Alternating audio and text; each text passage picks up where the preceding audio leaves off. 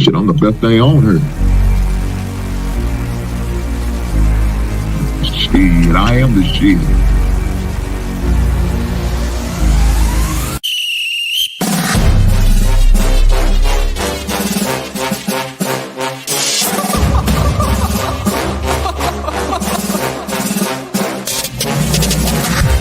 I'm not catching fades anymore. Gotta keep my hands clean when they come for the board. Keep it smooth like a dawn, making moves in the dark. Cause I learned how to swim in the pool full of sharks. Now they cautious, cause they can't read all his motions. How the kid never switch codes, but he codes with focus. Staring down your team with a frozen, ice cold look that could end the summer solstice. Cause I'm more like the top dog. Keep on running game and the gang will accost y'all. I be calling plays from a plane while I'm off court. But we ain't the same, you a lame, I'm a mob star. Actually, I'm a top dog on a stat sheet. Off court, but I call plays for the athletes. When the cop cars try to catch me, cause I rolled off in a taxi. Put my feet up, I'm relaxing. Singing Figaro with no accent. While I pour strings from the streets in. Do it all with a straight face, I'm the kingpin. Top dog, top flow, boss mode, I'm the kingpin. Showstopper, top dog, God vibe, I'm the kingpin. They know I'm a dog and a beast, man. Yeah, I keep the peace with a peace, man. I ain't got no time for a peace, man. Why would I respond to a pawn? I'm the... Hold up. If I let my dogs off the leash, they do my work to get out of Dodge for the east. Honestly, think it's not the blood and the beef. If they don't leave anything behind at the east. I can see you soft, ever thought about retreating. If you never have, then they'll give you a reason. Better watch your tone, lose your bass when you speaking. Underneath the mask is the wrath of a priest. When you learn how to smile in their face, then go cutthroat. Then they wanna call you a con when the blood cold. I remember starving while y'all had a truckload. Now I'm with the mob with the call and the gusto. I'm a top dog on a stat sheet. Off court, but I call plays for the athletes. When the cop cars try to catch me, cause I rolled off in a taxi. Put my feet up, I'm relaxing. Singing Figaro with no accent. While I pour strings from the streets in. Do it all with a straight face, I'm the kingpin. Top dog, top flow, boss mode, I'm the kingpin. Showstopper, top dog, God vibe, I'm the kingpin.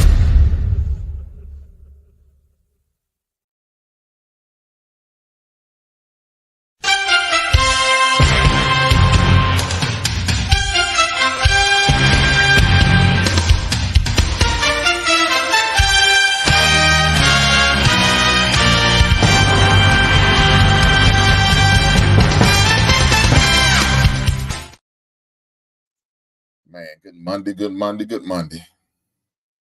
What's going on, good people? I hope everything for everybody. Hope everybody's doing well, healthy, doing good, feeling good. Hope the weather's good where you at. I know some people may be in some bad weather places. Like mine's not too bad. I mean, it's okay today. But regardless, so I want you to be doing well. Right? I want y'all to be doing well. There's some people in here early. My man said, "What's up, Hank?" Shout out to you, Joshua. See you in a minute. Miss you. Welcome back, brother.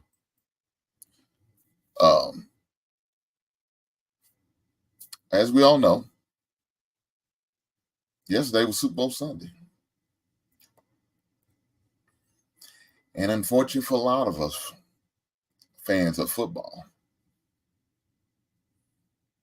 it was the last day of football for a while. So if you're a football fan and you're not a fan of other sport events or anything like that, you pretty much got to go into hibernation until maybe April. I mean, if you get into the draft. Now, I guess fortunately, they have some things that could kind of like fill in for us, like, the XFL, I believe that's what they call it, or maybe some arena football. But as far as NFL, you have nothing. Now, like me, I'm up follow and keep up with it all summer. I'm going to keep up with free agency. I'm going to keep up with trades. I'm going to keep up with the draft. I'm going to pay attention to all that because why? I love football. And I want to see my team get better.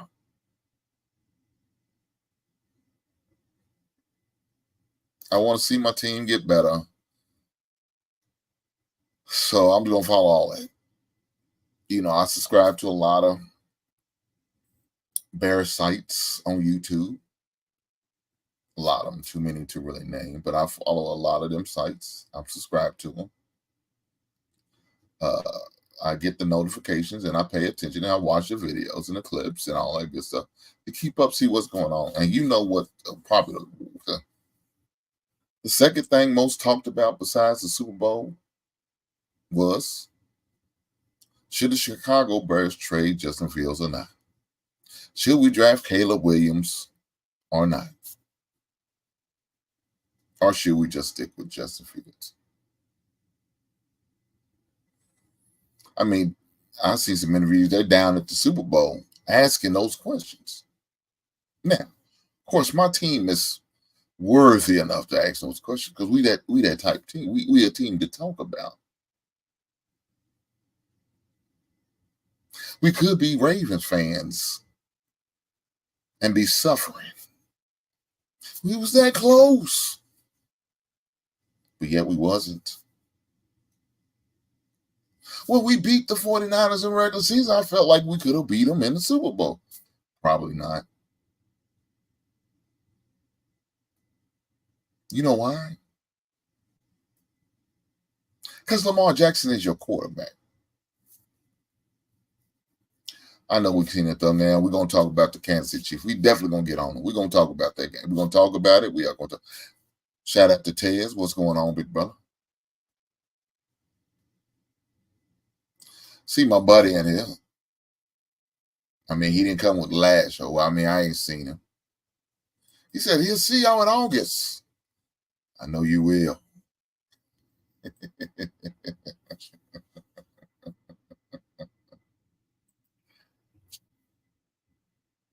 Make sure you hit the like button for me, please. I appreciate it. But with that being said, I'm going to definitely do a show. I said it before, but I wanted to wait till the football season was over with. Talk about the possibilities of trades as far as our draft. The possibilities what we should do as far as the picks.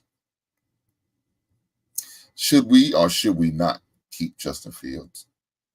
Should we keep the first pick and draft Caleb Williams? I'm going to be talking about that probably here in a couple of weeks. Because, you know, football season, NFL football season over with. It'll be kind of slow on the football front. So I'm going to definitely have that conversation.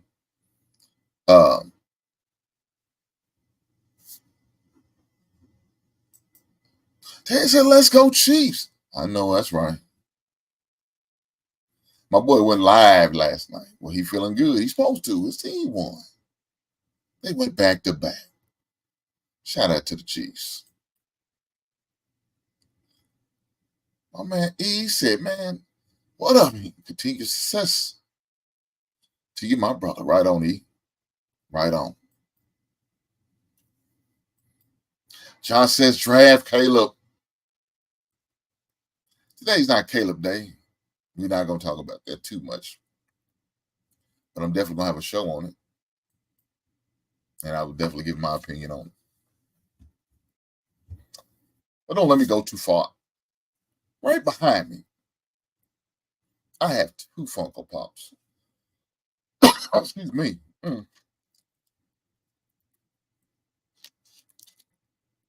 Those 2 Funko Pops behind me is my Funko Pops of the week. Crockett and Tubbs from Miami Vice.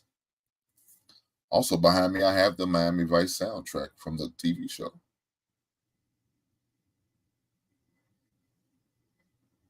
Got some good cuts on there. And if y'all know anything about Phil Collins, he has a hell of a drum line, and they usually play it during the show. You hear it every once in a while.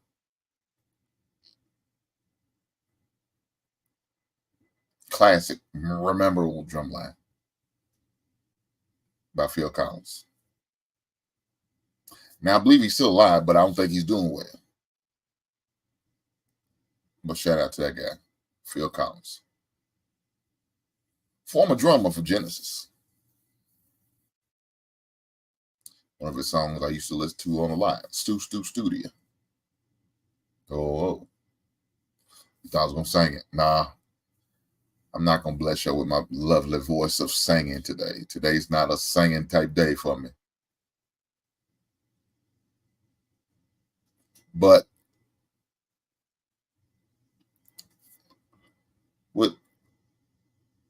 as far as the Bears, we got a lot of decisions to make.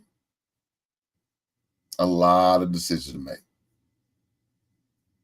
And I appreciate how we're doing it. I appreciate how we're keeping it close to the vest. We're not saying a lot. We're not giving a lot of information out. We're just letting people speculate. And you know what that's doing? That's driving up the price of that first overall pick. It's driving it up. So we're going to sit back, relax, let everybody else chatter. Let everybody else talk about it. And we're going to allow y'all to drive the prices up. And when we feel it's right, like they're going to do on this eBay auction I'm dealing with right now, they're going to drop it on me, I'm sure. So let y'all know what's going on behind the curtain. Supposedly at 7:25, I think it is. 12 minutes from now. Either I'm going to win the bid or lose the bid. And currently we have 25 people watching this bid on this album I'm bidding on. I'm not gonna let you know what it is. I will when I show this album of the week if I win it. Keep fingers crossed that I win it. I don't know if I will or not. But if I do, I'll make sure as soon as I get it, I'll make sure it'll be this is the album of the week. So, Super Bowl 58. I thought it was a great game. Two top-notch teams played in the Super Bowl with the San Francisco 49ers and the Kansas City Chiefs. Two historical teams. Two teams I feel that has great coaches, great defenses. Now, it's too early to call Brock Purdy great, but he's definitely good. He was in the running for the MVP. Unfortunately, he didn't win it, but he was in the running. But we all know Mahomes is a great quarterback. That dude is the best quarterback in the league right now. He currently sits at the age of 28. And the man has 3 Super Bowls. 3 Super Bowls right now as he speaks.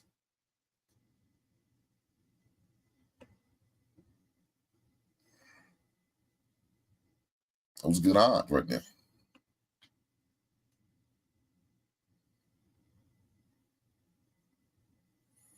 I like the projected at their own. Some even try to give him a title as the GOAT. Now, it may be a bit too early for that. Just a tad bit early. But let me say this.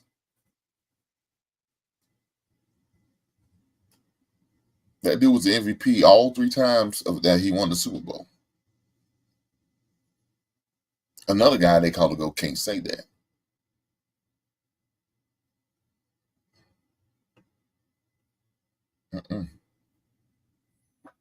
Other people got that title.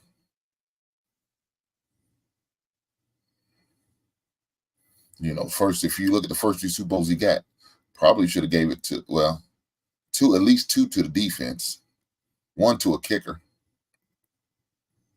And I know for sure 1 came to a wide receiver. So I think Brady does have at least 3 Super Bowl MVPs, I believe. He might have 4. And I'm sure that 4 he probably deserved. But I know the first 3 probably should have got it because that defense carried him. Just my opinion.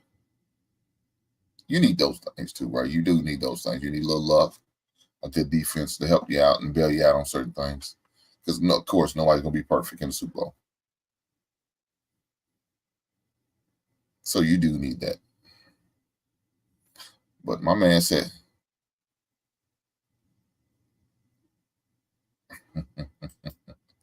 he said, how about Travis Kelce getting an Andrew G. mug in chest, bumping him, cursing his ass out? That was wild.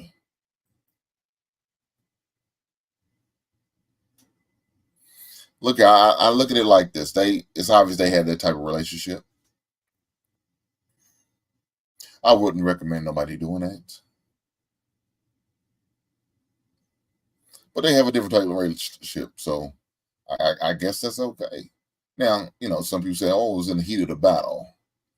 It was this and that. Yeah, there's certain thresholds and lines you just don't cross, and that's one of them. Right?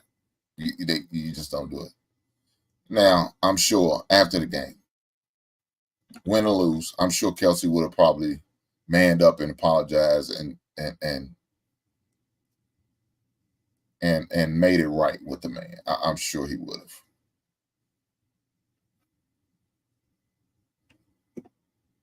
I'm sure. I know I would have. If I made did something like that, I definitely would have probably had to apologize to the man and say, hey man, hey, sorry for not embarrassing me, myself, and you, but the program and the team and all that good stuff. Because that, I'm sure hindsight 2020, seeing that later, it's kind of embarrassing. But before I do that,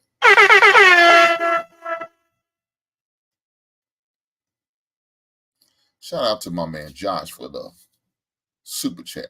For the cash app. I'm sorry, for the $5 cash app. Shout out to that guy, man. I appreciate that, my brother. He said, showing support.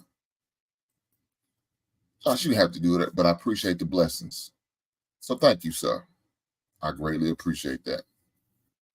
Just maybe I could put that little $5 towards winning this bid. I don't know. Somebody gonna come up behind me in a minute. I get a notification come across the screen said I've been outbidded. And let me tell you this. When I do them auctions or any type of auctions, you always have to have a threshold that you don't want to cross, right? You always got to have a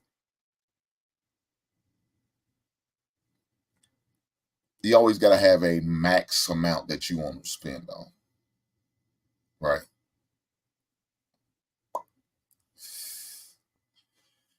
Yeah, that won't be working.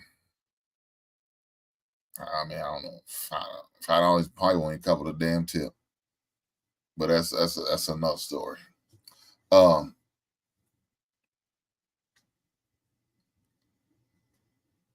When you put a bid in for certain things, you got to put a cap on it. You should. Now, if you just come out to just free fall, even if you're wealthy, you should still put a cap on it because you don't want to overinvest and then realize you spent way too much more than you probably planned or budget for, or even thought about the value of the item. So you definitely want to do that. He said, good evening, big brother Hink. The chat and the mob. Right on. Welcome to the basement, Jeff. I ain't seen you in a couple weeks, but welcome back, my guy.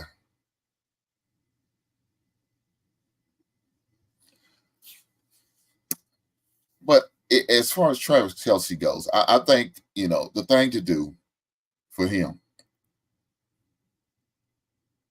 now will he make a public apology? I don't know. He may already have. I just ain't seen it.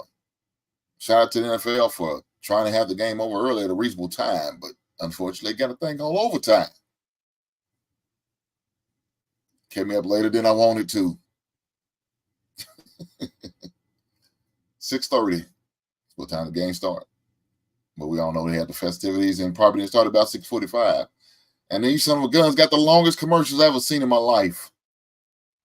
Jesus Christ. Too many TV timeouts. Halftime, long as ever. Shout out to Usher. 15-minute halftime show he got. That was just him.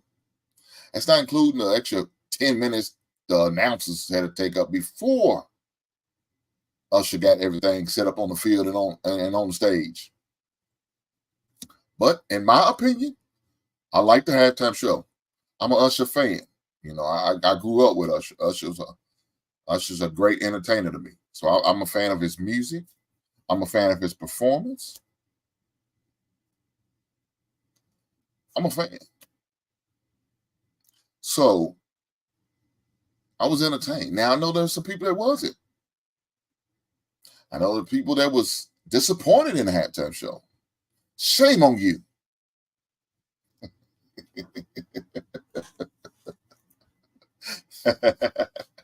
Shame on you for being disappointed at Usher's halftime show. Thought it was great. Speaking of, let me check out my bid, y'all. Let me check out my bid, see where we stand. So far, we got 3 minutes left, guys. 3 minutes and 5 seconds. And nobody has yet to outbid me. But let me give you another insight on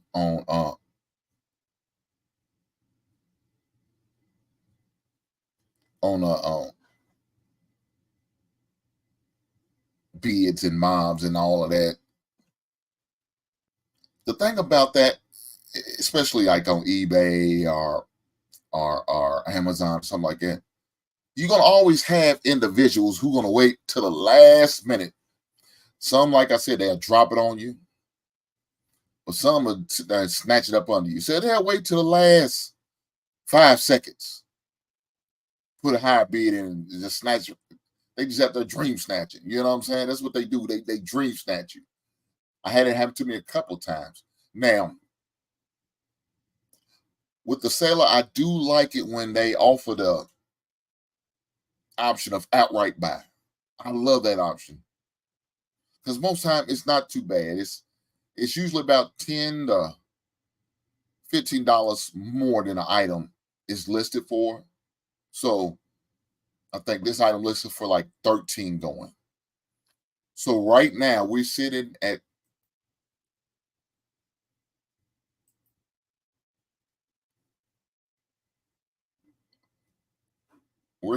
like $30. $30, guys. So this guy's currently about to double his amount if I win. Now, again, I'm telling you, we're down to the last minute. I would share the screen, but I don't know how they would feel about it, but they might not be okay with that. But it's 1 minute left. We're on a minute countdown, guys. We're going to see if I win. I don't know. We'll see. Oh, man, George said Usher killed it last night. Jordan, I agree with you. Miss Reed, it's good to see you again. Welcome back, man. It's been a while. Taz said, Hink, see our consistent highlights on Ham's channel. Keep representing for the brothers with the truth. Right on, my brother. Right on. Well, some of those highlights was also from the Lapifa Sunday or maybe King Talk too. Taz. So, there was a few highlights from there too. So,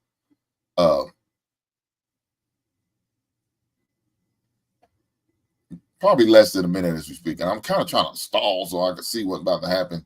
So far, I'm winning. Let's do a countdown, guys. I got 9, 8, 7, 6, 5, 4, 3, 2, 1. So,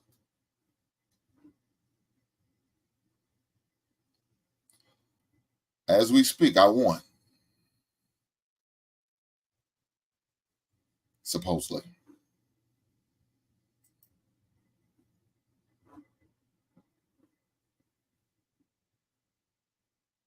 We'll see.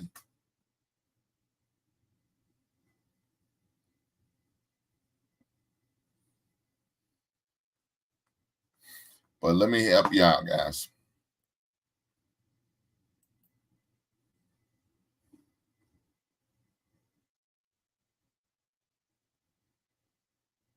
So right now I'm paying for my item.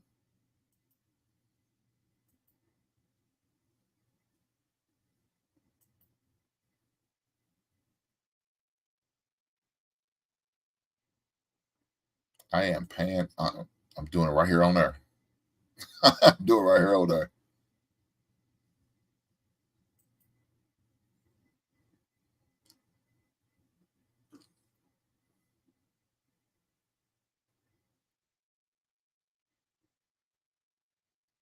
So it says I should get it by the 20th. So let me tell you. I'm gonna tell you how much it cost me. We'll be transparent, right? So the item that I paid for has a $5 shipping. So I end up paying the item was the highest. Well, when I started bidding, I started driving. Well, so I do that too. I ain't gonna lie. Sometimes I drive it up. So then I drive it up to the point where I'm going to stop and not pay no more, even include shipping. I wasn't planning on going over the $40 threshold for this album. Classic album. Again, I'm not gonna say what it is right now, but when it comes in, I'll make sure it's gonna be album of the week, guys, and I will let you know this is the one that I want. Supposed to be delivered on the 20th. That's 8 days from now. So that's typical. 7 to 10 business days. The total amount I paid for it, $34.98. $34.98. I want to be it. Now, again, I tell you what I end up happening, like I said before.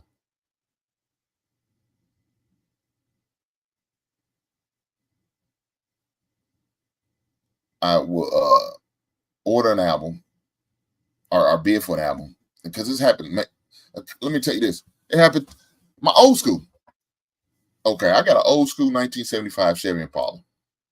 I've been looking for a long time. I like to look in a tri-state area.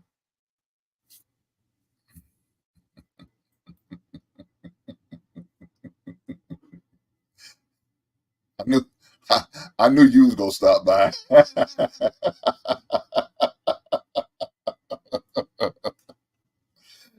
Shout out to Miss Eve and her Kansas City Chiefs. Congratulations to you and your team. I knew you was gonna come. I knew it. I knew it. I talked about it. Knew you was gonna come by. Because your team won. And you're proud and happy for your team. I don't blame you. But I'm totally off sports right now. And it happens, we in the basement. We can have a good time. We amongst friends and family. We can do that, right? So what was on eBay and looking, and I never looked for a car on eBay. I never thought about doing that. But somebody turned me on to it. Now I've ordered parts, stuff like that. Not parts as far as little details about your vehicle. I ordered those on eBay. But I never actually ordered and won a car. Or know you could bid for a car on eBay. So I did it. The guy was selling it or had it up for auction. And of course, they had the outright price, and he wanted like $5,000. Oh, there's no way I was going to just straight up get $5,000. So I bid. End up winning the bid. I end up winning it for like 25. Well, let me say 2,800, everything and all that, the tax and all that. So I won it. I'm ready to pay it. About to hit the button to pay and all that. And all of a sudden it said, seller took it down. I'm like, hey, what's happening? So, of course, if you notice on eBay, you have the option of emailing the seller and say, hey, what's going on? Of course, I gave him a bad review as well. But wanted to bid, end up taking it down. I'm like, what's going on, man? What happened? I wanted to bid. He sent me back a notification email, said, I didn't get as much as I want to, so I took it down. And I told him, I said, man, that's weak, man. But I understand, and I left it alone. 4 months later,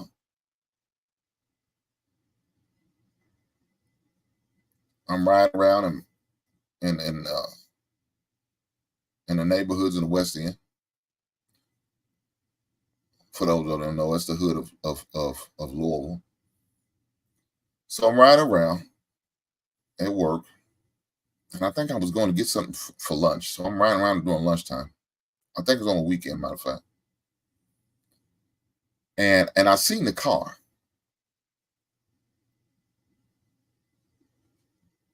And somebody asked, well, how do you know that's the car?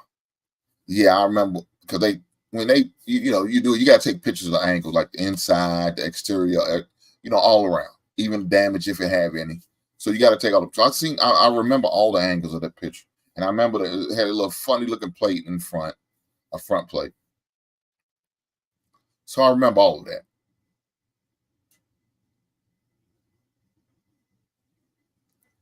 And I said, man, that's the car. Guy had a sign on it now. Now the sign says he'll take $2,500. I said, oh shit. I said, something happened. Somebody getting desperate. So I stood out there and I called the number. Guy came. I said, man, I'm out here right now. I'm looking at it. He came out and met me outside. I said, hey, man, what's going on? I think I remember this car on eBay, right? What happened to it? Yeah, I didn't get the money I wanted, so I took it down.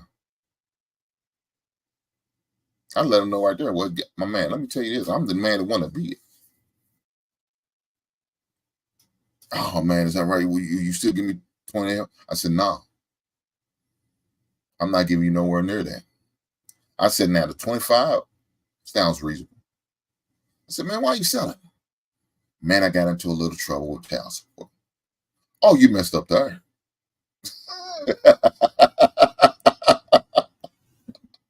Oh, no. Let me tell you what you did. You fucked up. You know what you did. You know what you did, right? Yeah. You fucked up. So now I know. I got you to catch 22. So guess what I'm about to do to you, brother?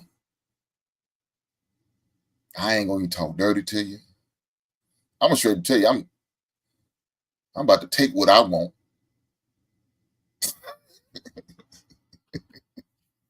I better clean it up for somebody try to clip it and do some other things with it. Yeah, you about to get ripped off, bro. You ain't getting nowhere near what you asking for. This 25, 20. No, you're not getting that. So I went as low as said 1,100, man. I got 1,100 off here right now. What you gonna do? Man, ain't no way I can sell for 1,100. So now we're bargaining. He went from 25 down to 21. I went from 1,100 up. And we was gonna meet somewhere in the middle. Didn't know where that place was gonna be. But that's what we was gonna do. Now we negotiating. I tell people out there, everything's negotiable. So we negotiated. We talked. We had that conversation. We back and forth. Look, guys, I know we way off sports, and I promise you I'm going to get back to it. I promise you I am. But right now, this is important. It's a momentum day. I won my bid on eBay. Now, this is only the third time I ever won a bid. And this will be the only second time that I'll be actually going to get the bid. Because the other one is the time I'm talking about right now when the guy took the damn car. My old school. That's how I got it. I've been looking for an old school car probably about 10 years. Had a guy that lives across the street from me, my first home. He's going to sell his for $700. Nice car, big. Man, that thing was beautiful. But the only thing about it, see, before I make any purchases, I like to see the availability of these parts. Because if it's hard to get parts and you have to pretty much do a lot of your shopping out of the country, that's a no for me. Now, if I could do it in state and for in the States, in the United States, it doesn't matter where in the United States, I could deal with that. But if I got to do a lot of my part shopping outside the country, I don't want to deal with that car. It's not worth it to me. Now, some of these other collectors and individuals who do that, they don't mind. I do. I'm not going to deal with that out of country if I have to.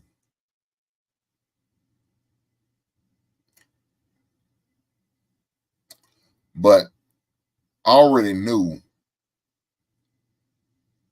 Chevy Impala are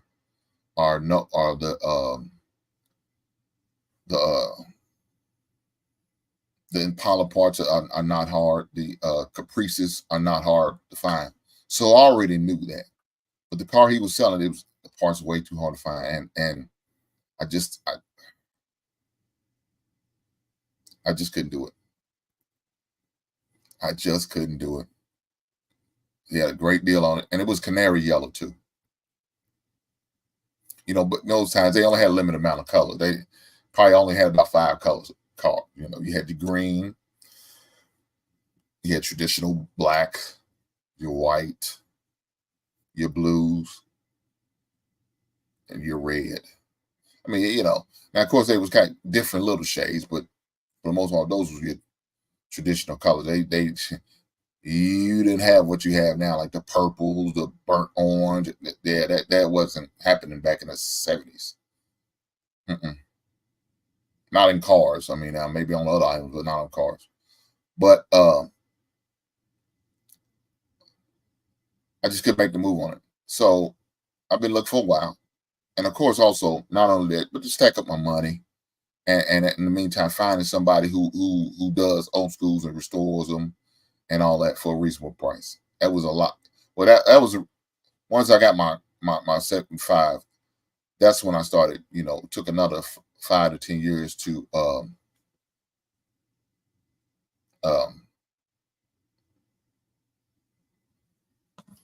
figure out what and who I wanted to help restore my car.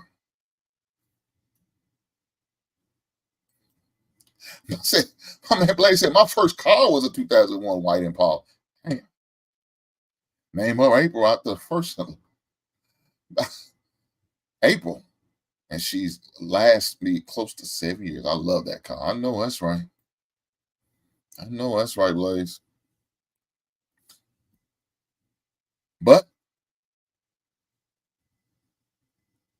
we end up negotiating, and so I end up paying $1,700 for the car. Now, of course, the man I don't know how he did it. I don't know who puts a damn title lien against a 1975 car that old, but he had one. So what I end up doing, I end up giving half the money. I took the car home, and I said, you bring the title and everything, I'll give you the other half. 2 days later, I met him at the bank, and I got him the other half. Got it notarized while we was in the bank. Sell as he is, of course. Got the title and all that. Bill of sale, all that. Everything was everything. We got that all put away and taken care of. So then I had a 1975 snot green. That's what it was. A snot color green Chevy Impala. Thing's beautiful. And the color wasn't beautiful, but the car was. Original transmission. Original motor. Everything was original when I got it. Everything. That was in 2011. So for like 5 years, I let it sit. Because I had to do some more research on who was going to help me restore my car.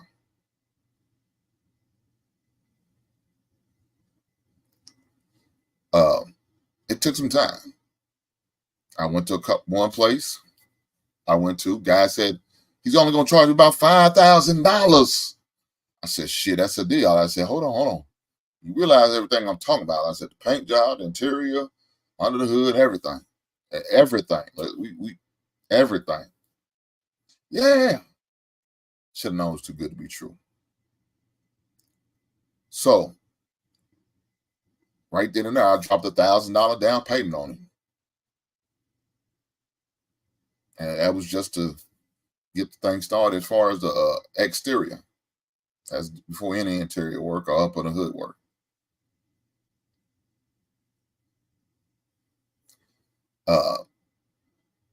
Every month I was going over dropping more money off to him as it comes along. But for some reason, wasn't nothing moving on my car.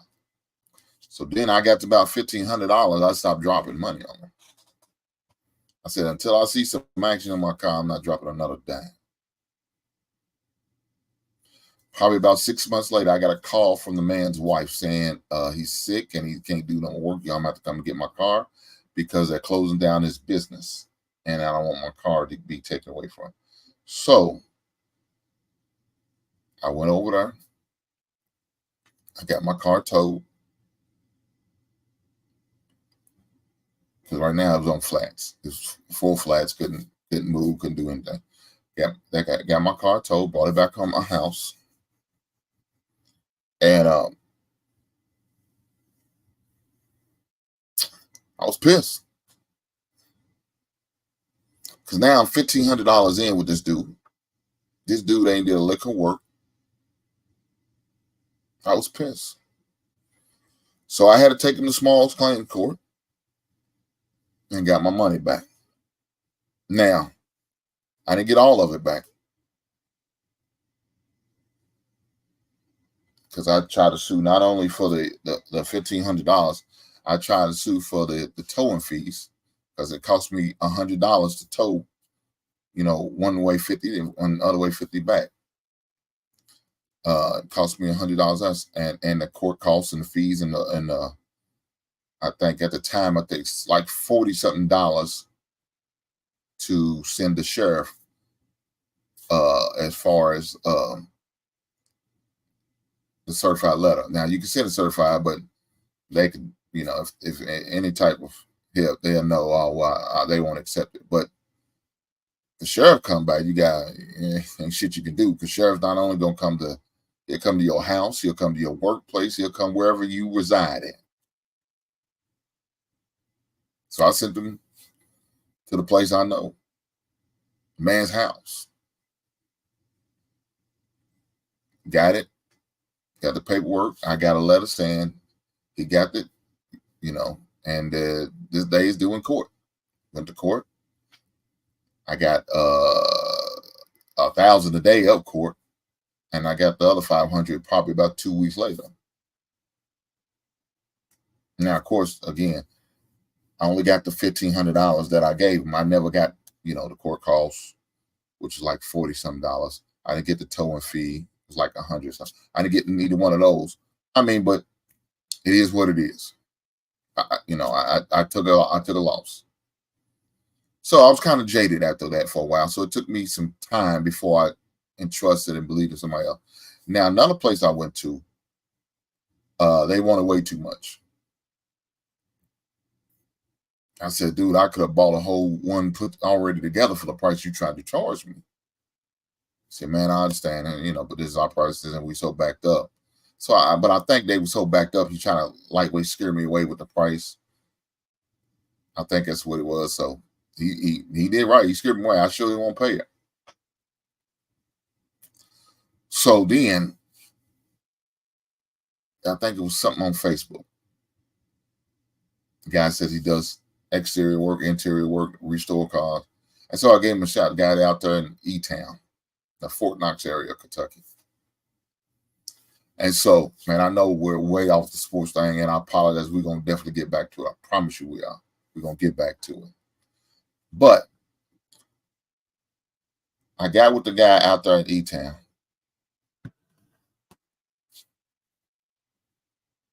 And seen his work, talked to a couple references. And I like what he could do. So once again, I got my car towed out there. Put a down payment on it.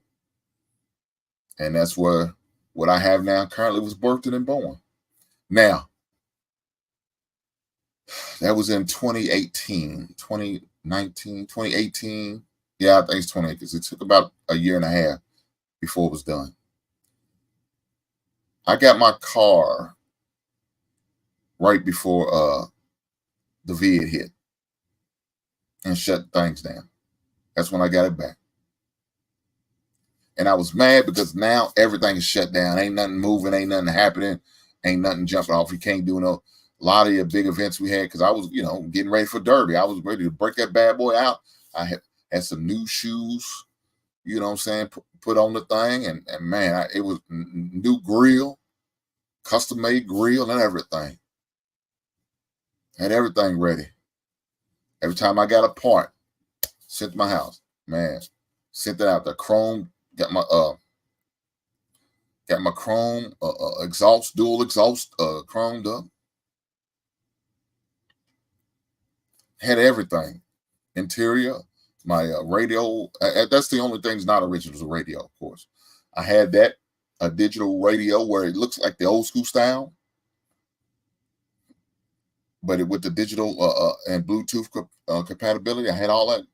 Man,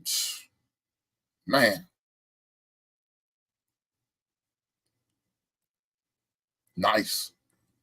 Had all that shit there. But like I said, I got all that done. Man, it's like everything like that car was like brand new. But the country was shut down. So now, I mean, it's like I was so down about it, you know what I'm saying? And didn't want to pull it out. Why? Well, can't show off. Who's gonna show off? Ain't nobody out. Not like that. Not hanging out like what we like to do when it gets warm. The weather's nice. I go cruising. I wasn't only doing it because there wasn't nothing happening. And then I think it's probably about 3 months later, I ended up catching COVID myself in January. So then that also put me down for about a month. And so kind of sit. It wasn't till 2001 when I made this debut on Derby. And when I did, boy, that thing was purr. See, y'all, if you're not an old school fan, you just don't understand. But it's something about that dual exhaust. When you give that car a little gas and you hear that engine revving up, God damn. And you just hear it purring. Trunk big enough I could put 2 bodies in. Don't piss me off.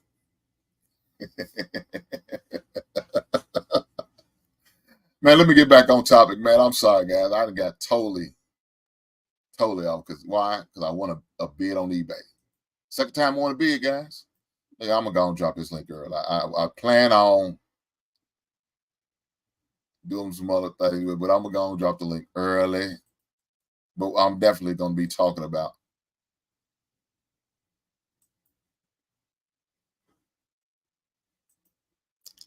what I need to be talking about. And so let me pin it to the chat.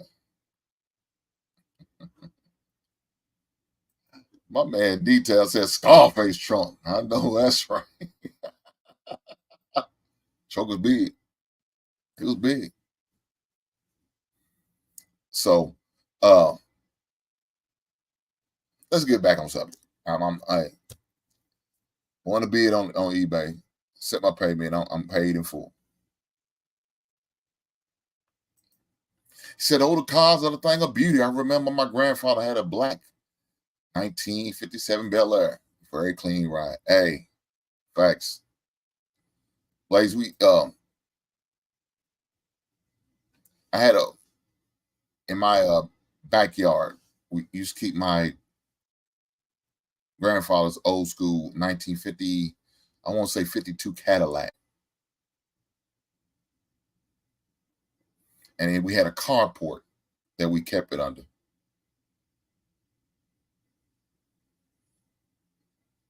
That thing was beautiful. That thing was beautiful. I loved it. Didn't realize what we really had until later on down in life. Didn't realize that wasn't the car I wanted though. He had a Mustang, a canary yellow Mustang, a 60 something, 63, I want to say 60, 63 or 65 Mustang. And I would always talk about it when I was a kid. I said, Granddad, can I have that car when I get old enough? I said, man, yeah, you can have it. It's gonna be yours. That car gonna be yours when I move on.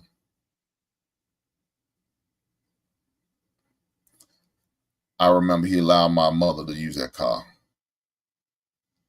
And she tore it up, totaled it. I was so mad at my mama. I said, man, you messed up my car.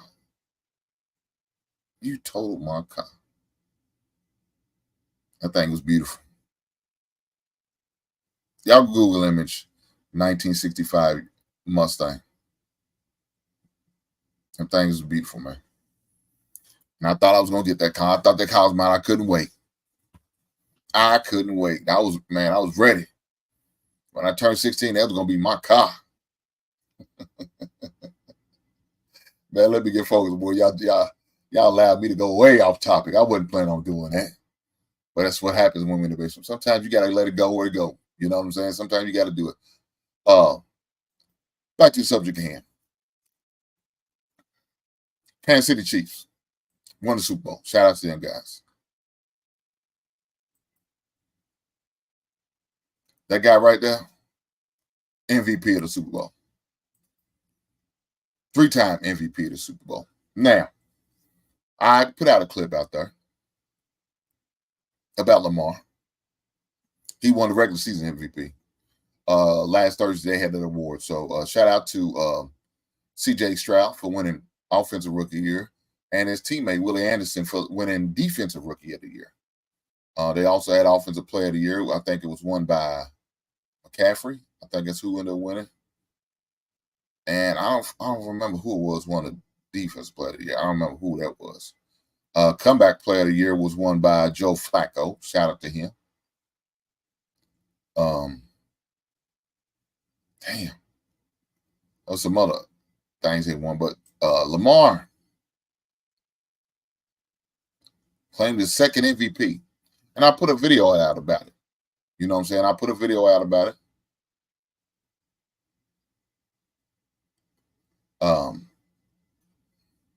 D-Town said, been 4, 1-3.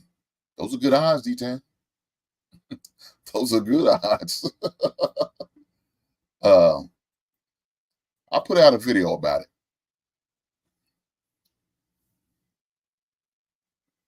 And I just told my truth. And truth is, I don't think Lamar should have won MVP. Now, some people are like, no, man, he should have won the MVP. He should have won MVP. Why?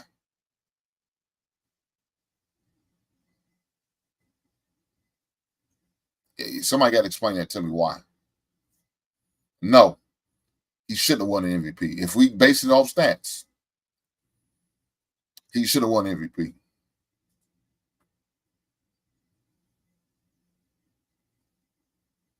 Should have. So, for those in denial, I have the stats right here.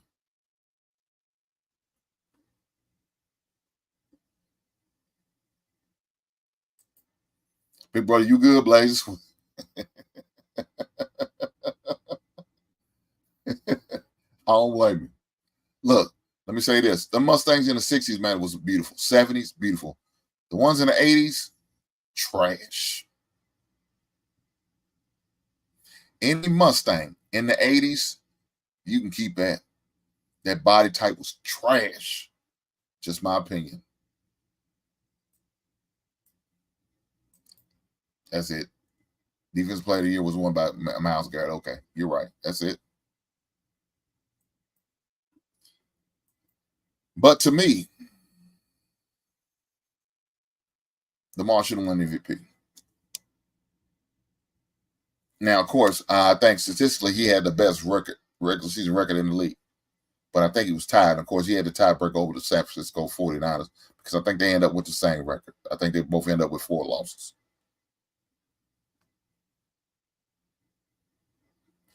But with that being said, Stats said he shouldn't have won. Let me say this. It is a regular season trophy. It's a regular season honor. And hands down, he's probably one of the best regular season players out there. But when it comes to the postseason, there's only one guy that had a worse record than him. There's only one guy that has a worse record in the playoffs than Lamar Jackson. This guy right here. Dak, 2-5 in the postseason. Lamar, 2-4 in the postseason. That's their record, currently as we sit. 2-4. This man's got as many MVP as he does wins in the playoffs. It's not good.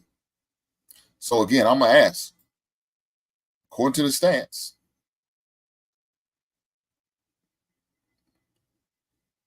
how and why did he win it? Shouldn't have. But let's take a deep dive. Let's look at it. Let's look at the stats. So here's Lamar's stats. MVP. And we're going to go based off how they finish. So Lamar, 90.5% grade. That's what they give him a grade. That's the PFF grade. That's what they give it on. He had 24 passing touchdowns, 5 rushing touchdowns. He had 821 rushing yards, 3,678 passing yards, 7 interceptions. It's not including any fumbles he had because he had fumbles. Of course, they didn't put that up here.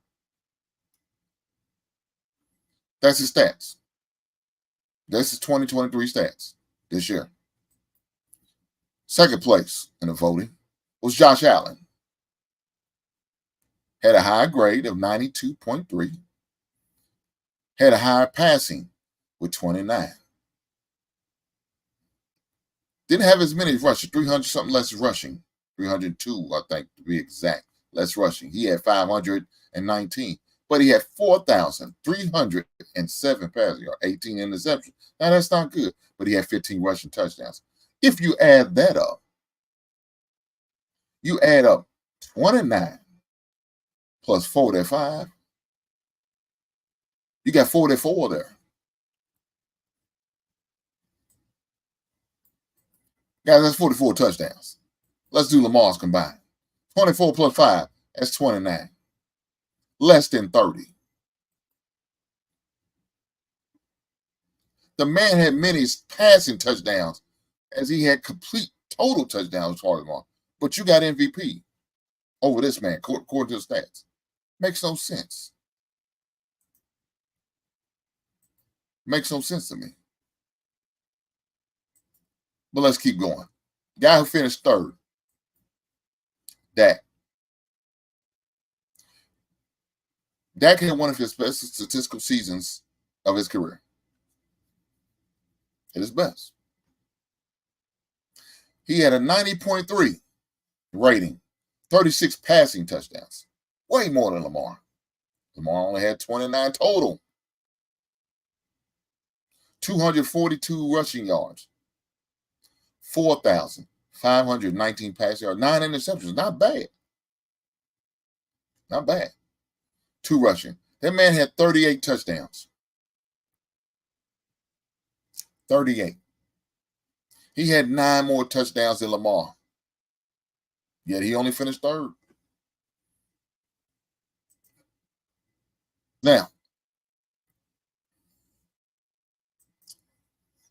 Christian McCaffrey, he's not a quarterback like the rest of them. But he was another one in the running. He had a grade of 90.4. Now, of course, his touchdown will be different because he's not touch the ball as much as a quarterback. And we all know what it seems like, that the MVP is a quarterback award, just like the Heisman. Just like the Heisman. Let's keep it going. 14 touchdowns, 7 receiving touchdowns. This man had a 21 touchdown combined. He was in the 20s, just like Lamar. 1,459. 564 receiving yards. It's going to be different, right? It's going to be different. So that's that. Let's go to Brock Purdy. This guy was in a Super Bowl. NFC Championship game last year. Super Bowl this year. It's only his second season, guys. He's young in the game. But he had 87.7, 31 passing touchdowns, 144 rushing yards, 4,280 passing yards, 11 interceptions, and 2 rushing. This man had 33 touchdowns, more than Lamar. And I think he finished like 6th in the voting.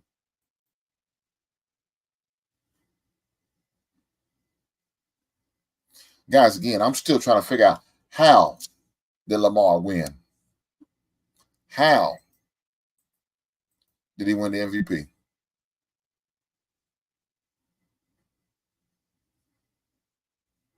You know why? Because he had a couple good games against a couple good teams.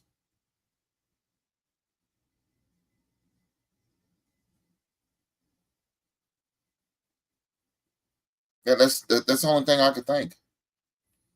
Because statistically, he didn't beat a lot of these quarterbacks as far as stats. He didn't. But they gave it to him. Look, shout out to that man. 2-time regular season MVP.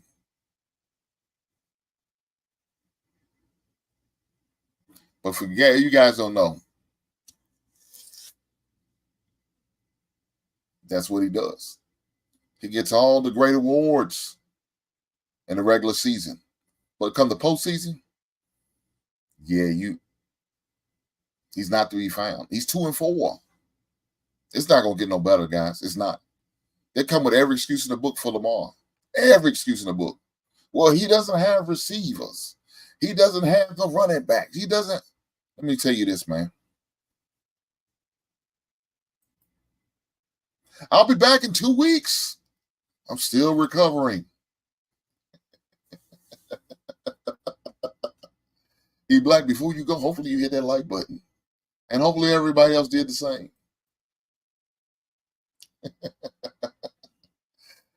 Well, good luck on your recovery, E-Black.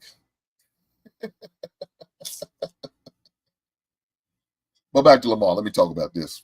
You're not going to get me off my pedestal, brother. I promise you're not.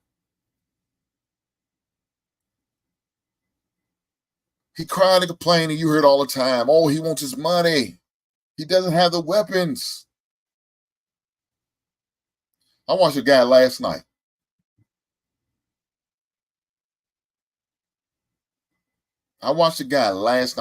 Who doesn't have the receivers that Lamar has.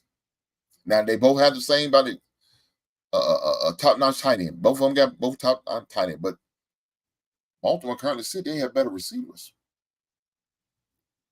Let me tell you the receivers they had. Hartman is one of them. Rice, who's a rookie, I believe, is another one. They had Kadarius Toney, who's a disgruntled asshole. Somebody said in the thing, said he was on bath salt. He went on a rant and went off. He was a healthy scratch yesterday. Andy Reid talked bad about the man during the interview. That's one of his receivers. He had another, I think it was a Green Bay pass off that got it a long night. That's another one of the receivers.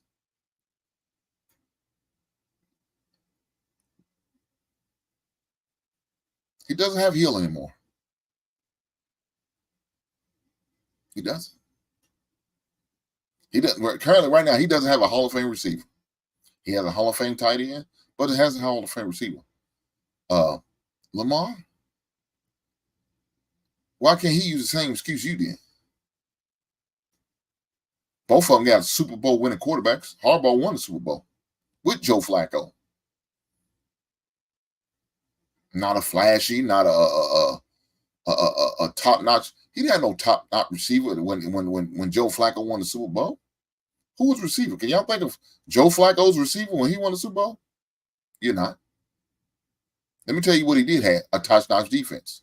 Same thing Baltimore has right now. A top-tier, high-scoring defense. That's what he has. He's got everything you need to have, but he also has a lot of excuses. And a lot of people make excuses for him. Well, I don't know. So, Lamar, congratulations to your regular season MVP. You don't deserve it. Your stat says that. Your stat says you don't deserve that regular season MVP. But you got it. You convinced the NFL that you are the MVP. And that's cool. Why? Because you shake some dudes out of the draws, leave them at the goal line. You know what I'm saying? Because you got a few highlight plays. Let me tell you what you don't have in the playoffs. And those are highlights. Let me tell you what you don't have in a playoff, and that's a AFC Championship. Lamar, I think it's a Lamar Hunt Trophy, is what they call it. Let me tell you what you don't have, and that's a Super Bowl MVP. That's what you don't have. So congratulations to you for winning the regular season honors. Congratulations for you for winning these things in the regular season. But let me tell you, like they always say, you get your bread in the postseason.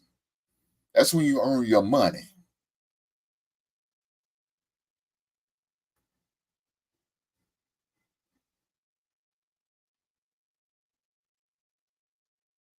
That's when you earn your money.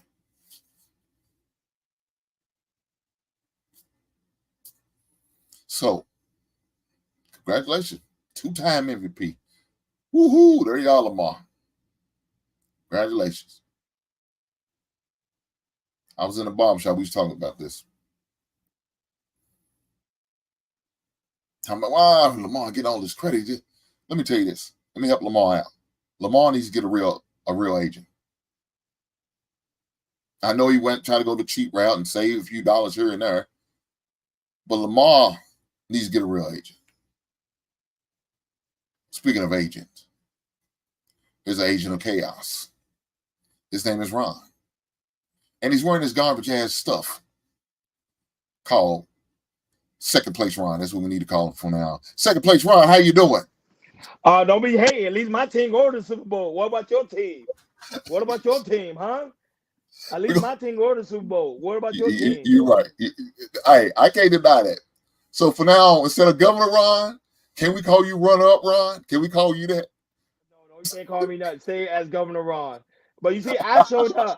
I don't know about E Black. I don't know about Taz. But you see, I showed up. You know, I'm a true Niners fan. I told you I'm gonna show up. Win or lose.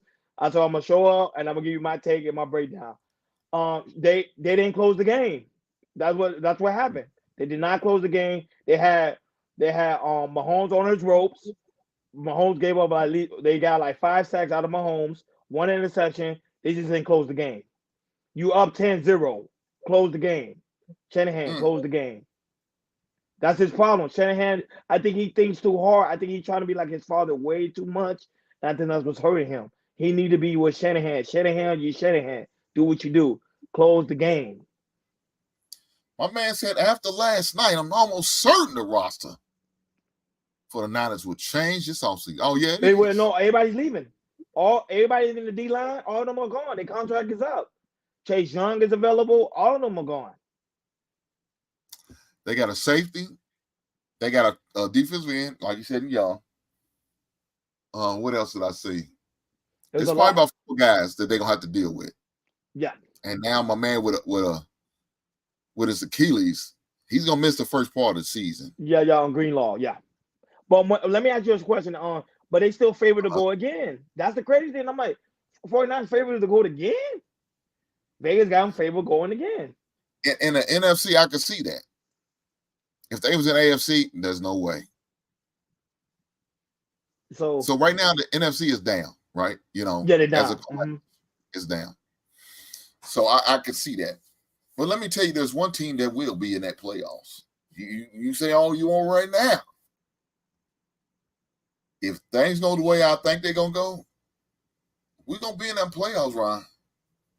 And I know you don't want to believe the Bears will be there. We're gonna be there. No, last season, I blame the coaching. I blame your coaching staff because I didn't throw the ball to Mooney, because Mooney was open majority of the time. He had speed on him. See, Ron, I'm trying not to cuss, but you got to cause me to cuss when you sit there and made a statement talk about we need to throw them. The hell with Mooney. I'm done with him. Matter of fact, we'll send him your way. Give us a third round pick for him. Right now, we'll send him. He's the only way. You ready? You can have his own side behind. Well, I'm confused. Had a chance to beat Cleveland. He dropped the daggone ball that was laying on his damn chest, man. How do you do that, man? Yeah, I know. I saw that. That was bad. I had money in that game too. He's a third receiver. He's not a second receiver, and he's definitely not a number one. And unfortunately, that's what Justin Fields had to rely on his first year and his second year in the league. Now, of course, third, he had DJ Moore. But he was the number one receiver his first and second year. Could you imagine that? You know, he only had like 400 something receiving yards this year. But that's not, is it really his fault, or that's the coaching staff, y'all offensive coordinator not throwing him the ball? No. Look. He got to catch it, though. You get the opportunity, you got to catch it. You got to make the plays. Look, you got to make the plays. Look, I think he's a third receiver because, again, I'm hoping that we go out there and get Marvin Harrison Jr. So now he's going to move from second to third. Now, for third receiver, I'm okay with him as a third receiver, but not as my first or second receiver. I'm done with Mooney. Matter of fact, I don't even want him on the team. He might be our problem. He might be a daggone slut rocket, and he's a jinx for us, and we don't need him no more. I don't know. I'm just speaking. But as far as the game last night with y'all, and you said Kyle Shanahan can't close. Can't close. I can't fight you on that. You know why? Because it's become a pattern. This is the second time. No, 4 times. 4. Well, as far as in the Super Bowl.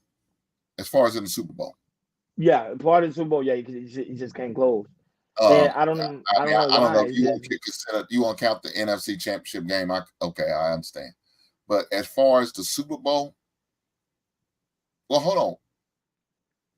He was in the Super Bowl with Kansas City. Yeah. 4. Well, no, he was in there 3 times. He's in there 3 times. This is the 3rd time. No, but I think they count the Atlanta too, because he was an offensive coordinator. Yeah. They count the Atlanta, as well. San Francisco twice. Yeah, you're right. 3 times.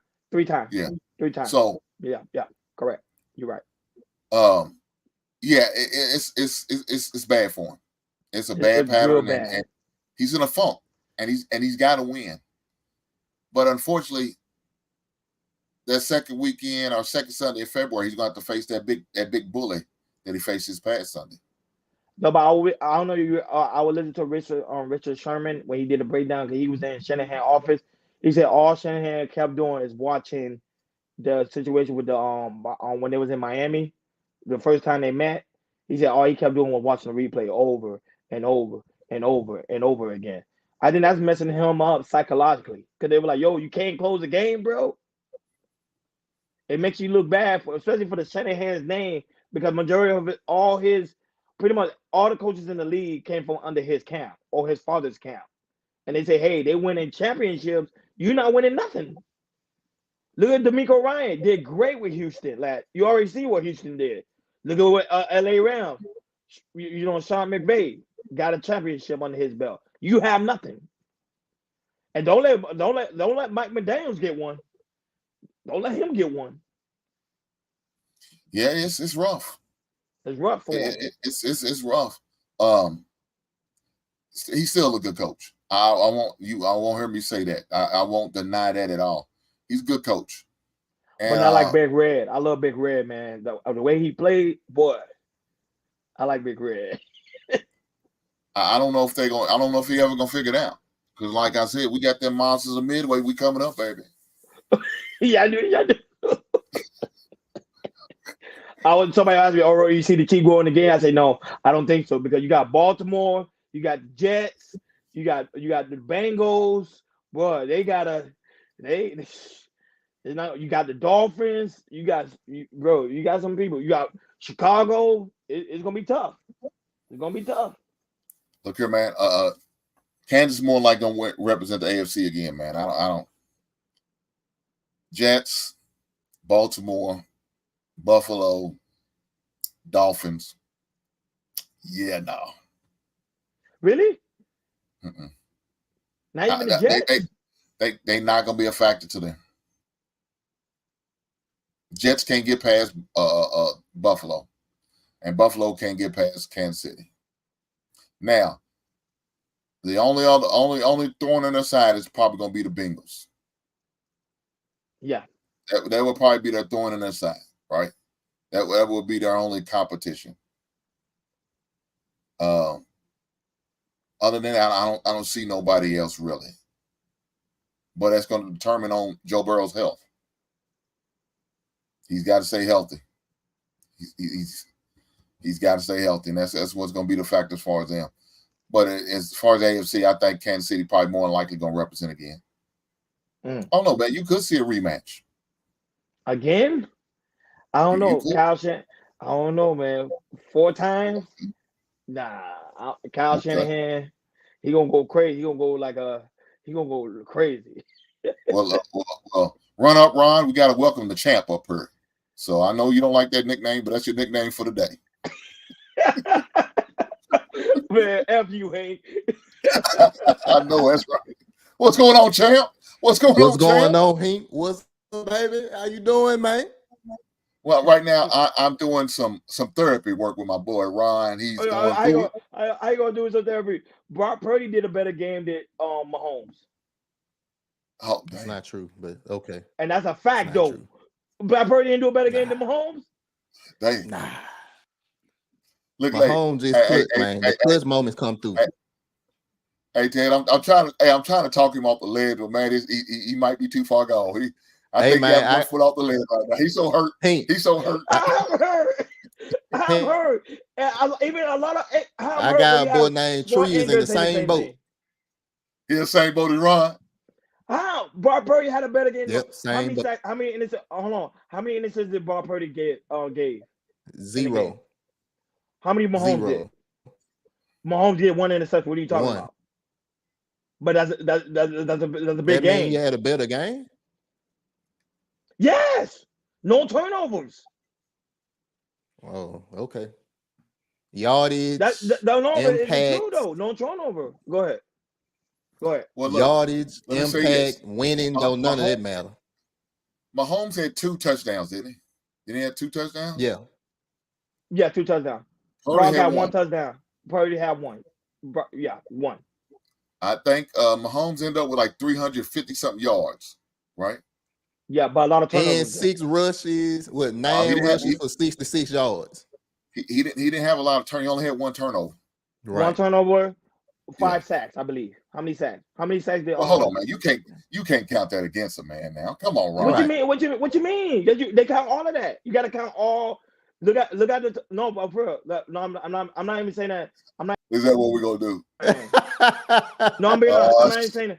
No, I'm being honest. I'm not just saying that. I'm being honest. I'm going based on the based on the stats. Took Ron down for a second, so you started to say something. No, I'll tell you. But no, my bad, because my internet tripping. But I say based on the stats. Mm-hmm. They you gotta look at everything. Look at Brock Purdy QBR score and look at Mahomes QBR score, and it tells everything. Who had a better game? That's all I care about right there. And then Mahomes get it. I told you I take the L. I didn't boast like, oh, this and that.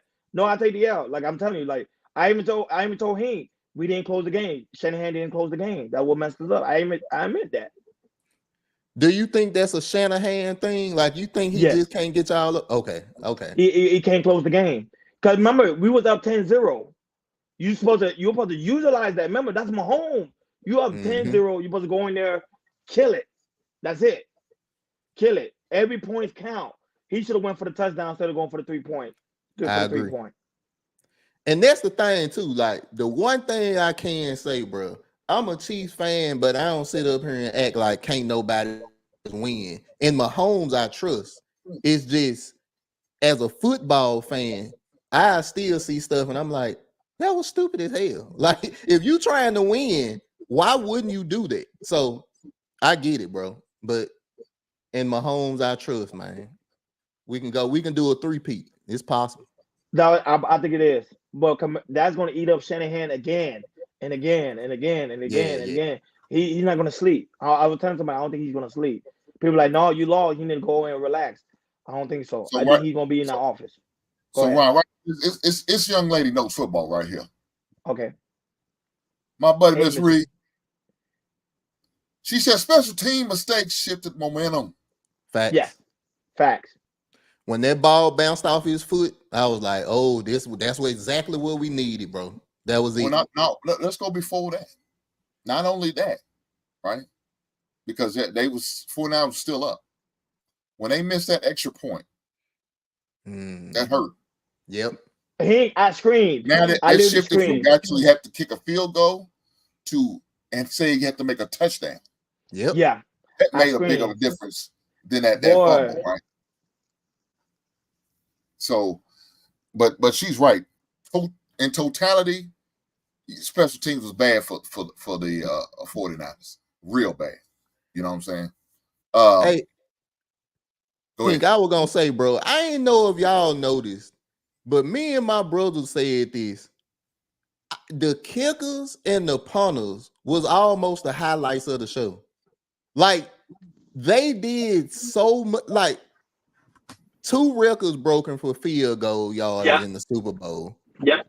2, I don't know if it's official or not, but 2 of the longest punts in Super Bowl. I'm like, what is going on? Because when you started the game out, it looked like a straight defensive battle, and it was a hell of a game. I wasn't expecting a defensive battle like that. I'm thinking, that was a hell of a game as far as the defenses go.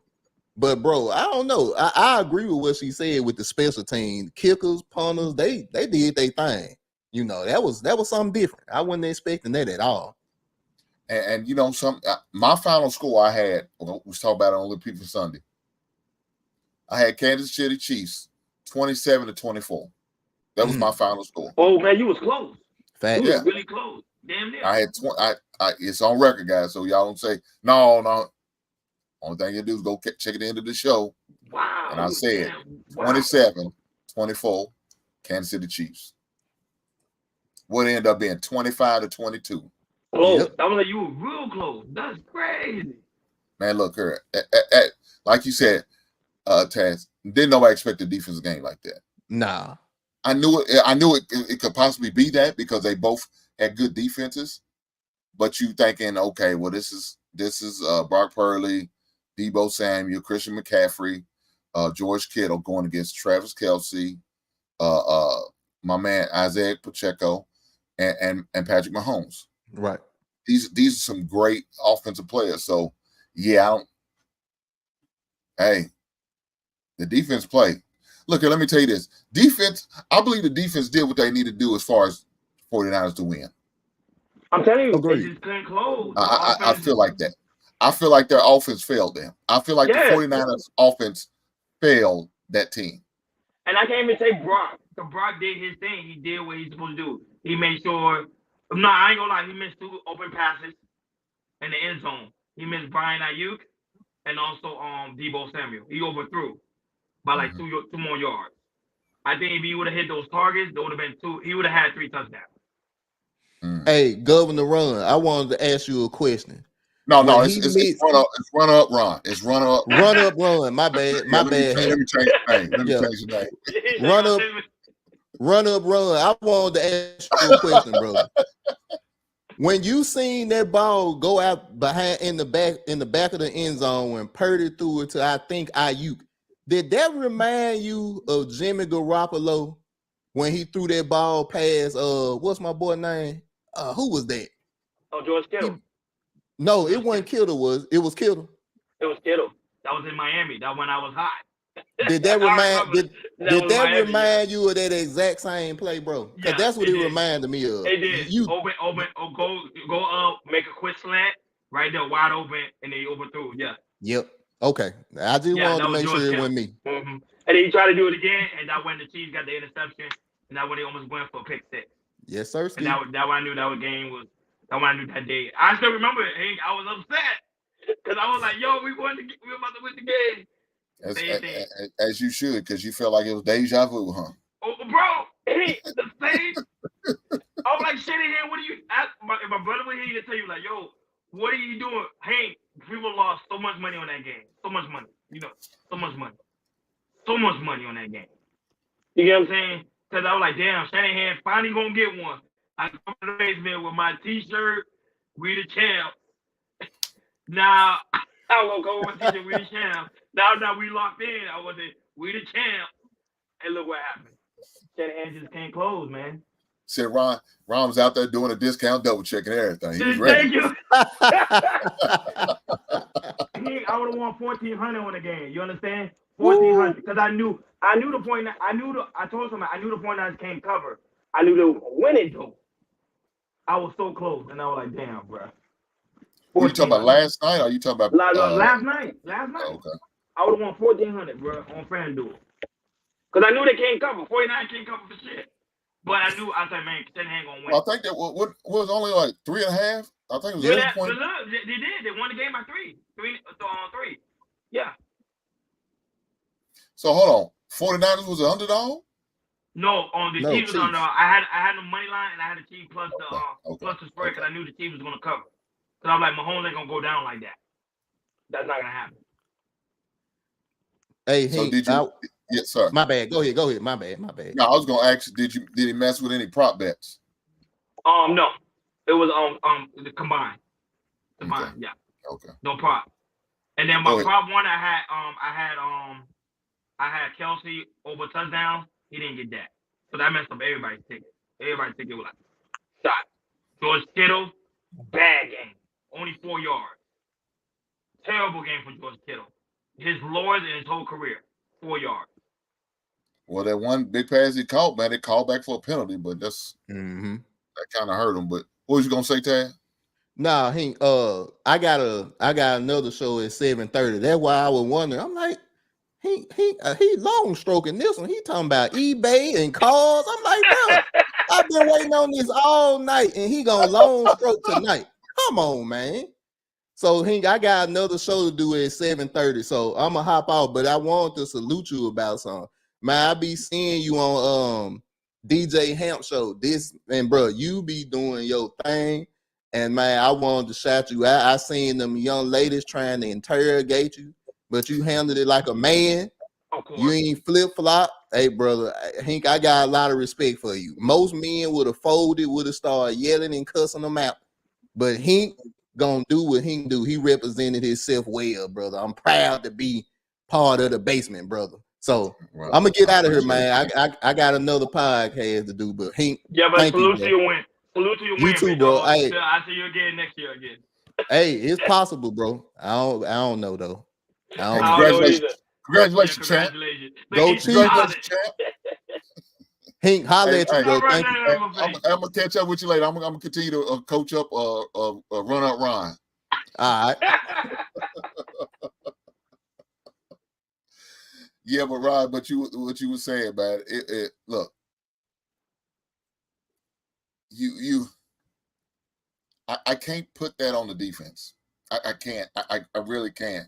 It's kind of hard to do that, especially when they put you in situations where they was playing great defense, keeping Mahomes at bay most of the game.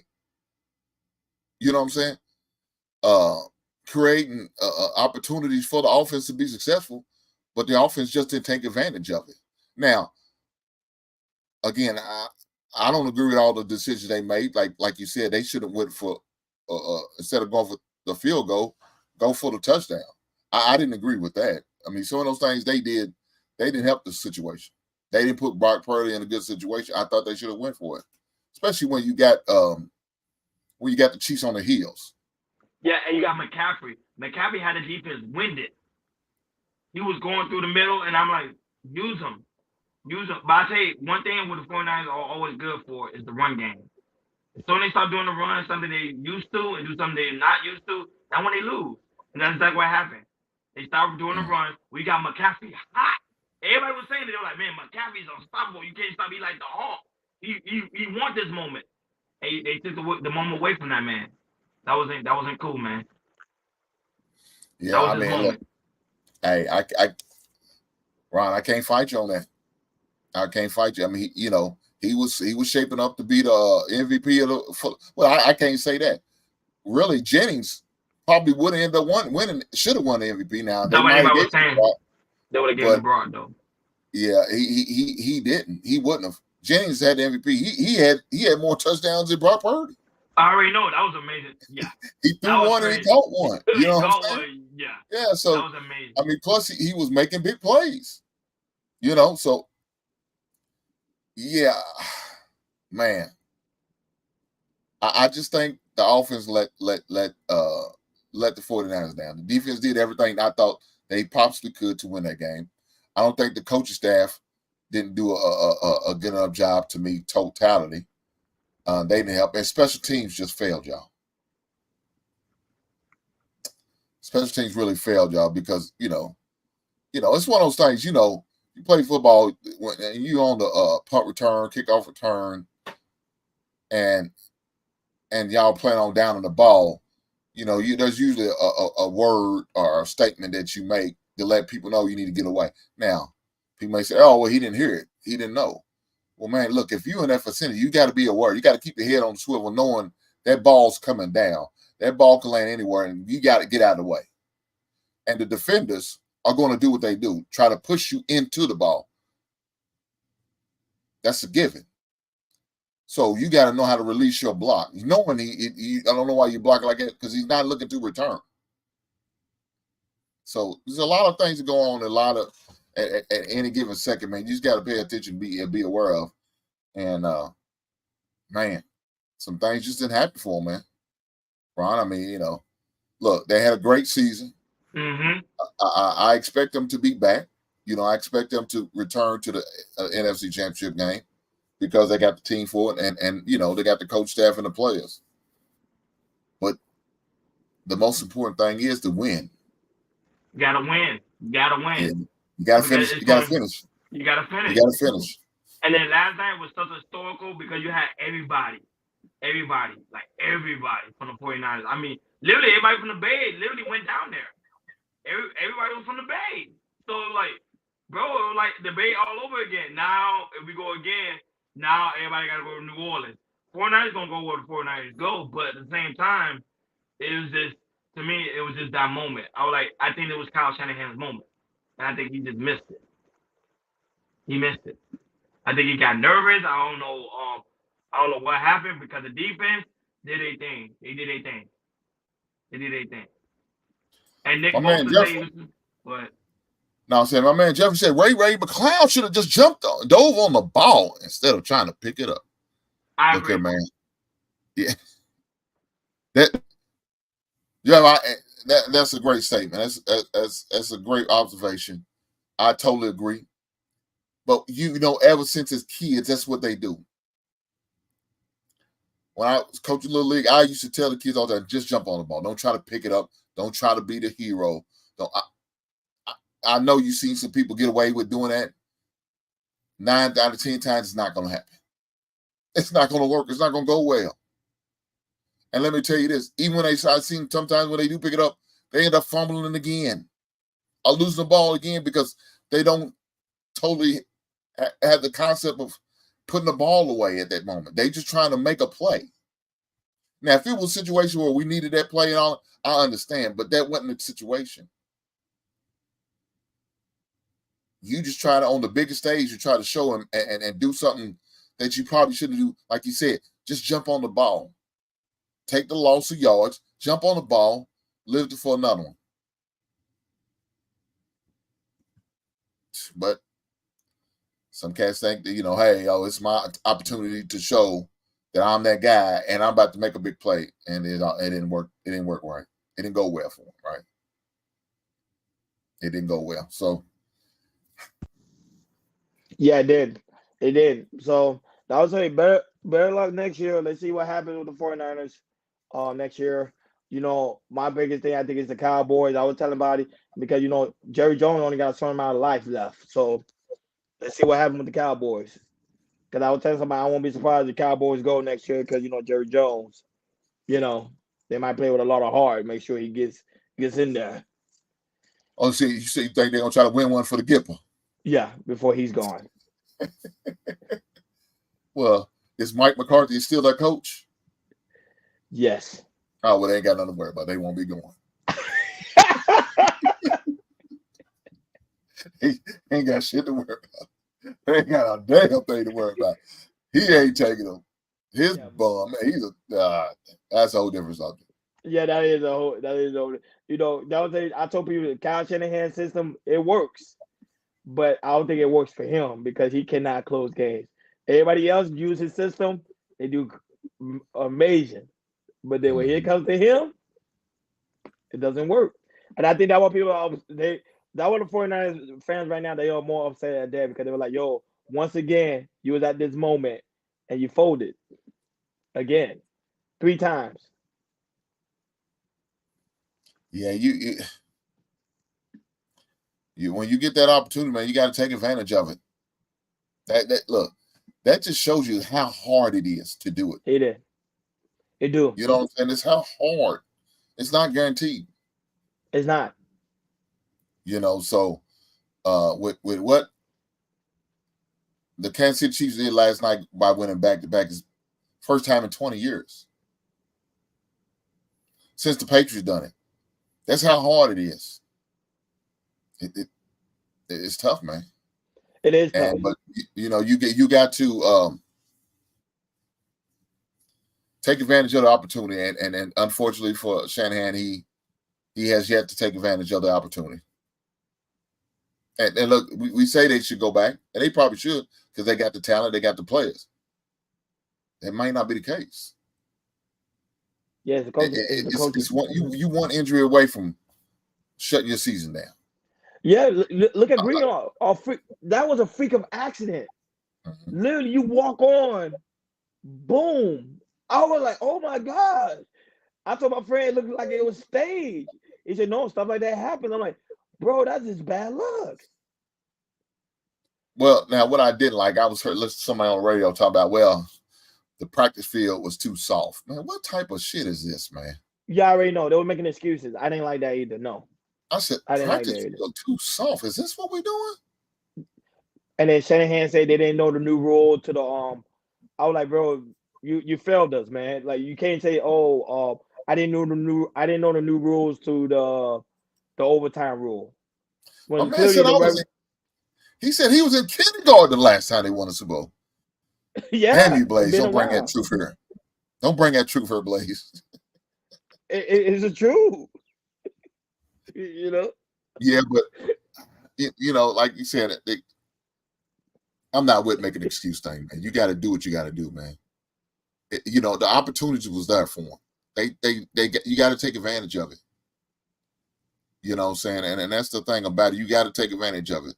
We both had to play on the same field. More than likely, they both had to play on the same practice field. That wasn't like it was 2 different fields they probably used. They probably had 49ers had their time slot of using the field, and the Chiefs had their time slot of using the field. We used both. This is neutral field. This ain't our home field. Matter of fact, this is our rivals' field. Yeah. You don't think they're gonna try to set us up to lose? You think the Raiders was okay to see the Chiefs win? No. That's the last thing they want to do. But do they want to see the Bay Boys win? No, not either. No, not either. No. It probably hit different. Either way, it was gonna hurt them. Yeah, I ain't seen my boy Tyler. No, he was going in on Instagram. I see that, but I thought he'd be here tonight. But I didn't see it. All of them going in on Instagram because everybody know I'm a 49ers fan, so all of them going in on Instagram. Like, hold on, man. You got your backup team now. You're a 49er and Dolphin fan. A Dolphin, I gotta do that for the family. I'm a real 49ers fan. That is for the family. You gotta, you know what I'm saying? That's for because when you're in Miami, you gotta be a Dolphin fan. You can't be other side because they go crazy. So you got to be that for the family. But I'm really a diehard 49ers fan. So he said, I gotta suffer with these losers. So I got Yeah. Well, I lost too. So at I gotta hear that at work because remember I'm dealing with the Dolphin fans. So they go get on me at work. So I'm cool with it though.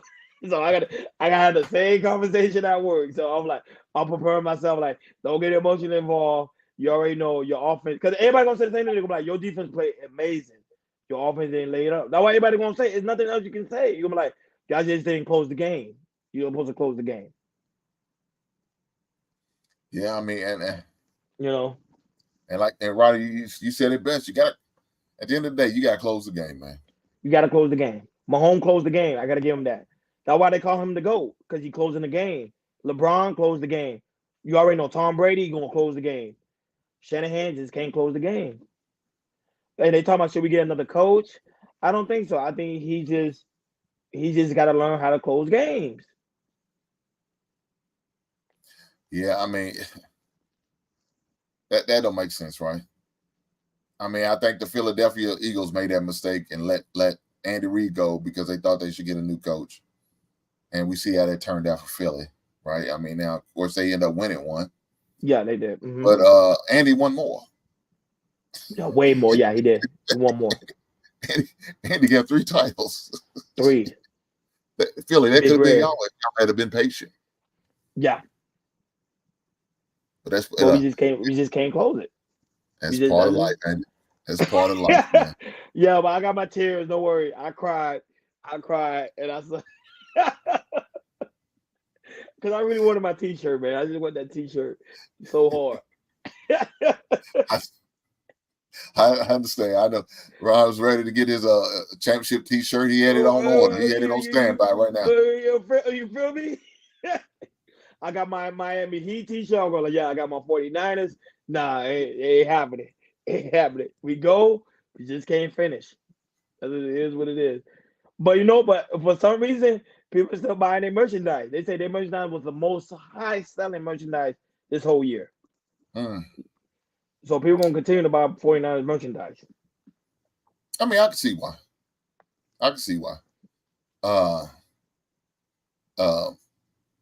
It's crazy because I'm a big E40 fan, and in the back of my mind, I really wanted to win for him. You know what I'm saying? Me too. That's all. Yeah. I wanted the 49ers to win is for him, but in reality, that's not the case.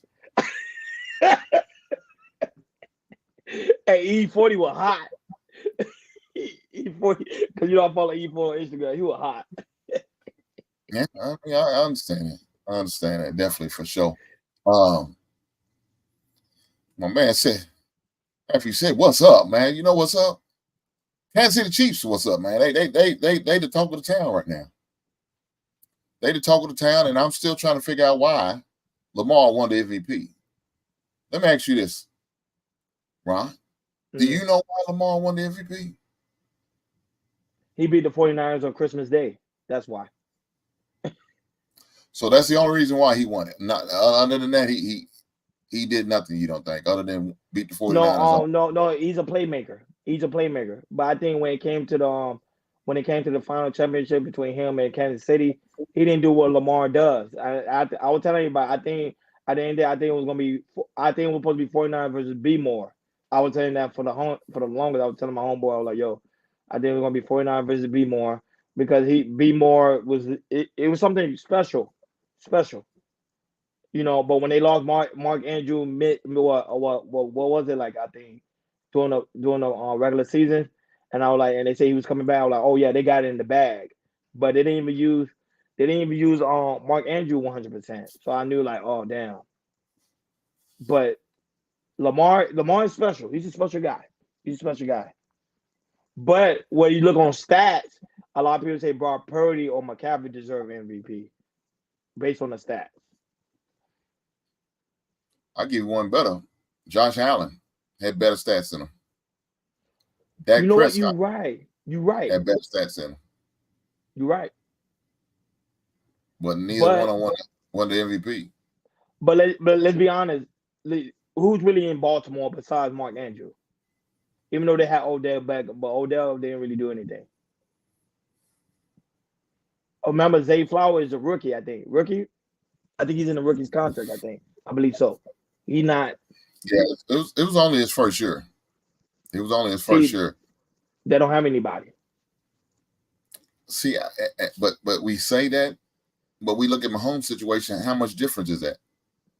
Mahomes had Kelsey, had Macheco, who been in the final before, have experience. Who else they had? They had Jones, Mama Jones for the defense. He been there before. Like there's people that been in our team. Cause remember his defense didn't really change. It's the same team. No, but what I'm saying is he doesn't have the offensive weapons. I think Kelsey, because they always talk about Kelsey is like an offensive weapon. So you wouldn't consider Mark Andrews a possible younger version of Kelsey? Of course, yes. So I'm trying to figure out what would be that much of a difference. Look at the run game. What do B more really have a run game? Yeah, I think my man Matthew's been drinking. And he's better than that man in New England. Well, first of all, Matthew, he's no longer in New England. Yeah, he's gone. He needs a That's Jerry job. Mayo. No disrespect to brother. But no, he's not. I know we want to think he is because he got 3 Super Bowls. That man has 6 titles. No, but because he had a real goal. Brady was, Matthew. Without that man, you would have no idea who Brady was because guess who drafted him? That man in New England. Don't disrespect that man, Matthew. Now, I understand, Matthew. I think you're a fan of one of them teams in the East, and that dude has beat your brakes off your team for years. I think that's what's really going on. And you want to find. I think Matthew's a Cowboys fan. I think. That's even worse. You ain't seen a good coach since Jimmy Johnson. I could be wrong. I think he's Cowboys. Matthew, the link is in the top of the description. Brother, you know you're more than welcome to come up here and break bread with us. I welcome you, my guy. But I don't know, man. It's definitely. I'm trying to figure this out because statistically, I don't see how it went down like it. Now again, in a regular season, he's always been good. See Matthew with more of these drinks. He's sipping on that at OD and J. You got some of that bumpy face you sipping on, Matthew? I'm telling you, it's because of Christmas Day. He had that big. Remember the stage game against the 49ers? They dominated the 49ers. That's why. Because remember, because my friend, when he broke it down to me, it kind of makes sense. You're like, look, Ronnie, remember Christmas Day, everybody's watching. You got 100 million people watching, and the way he performed was amazing. 300 yards. Well, I think it was like a 100-yard rush. I think he had like 3 touchdowns. Like he balled out.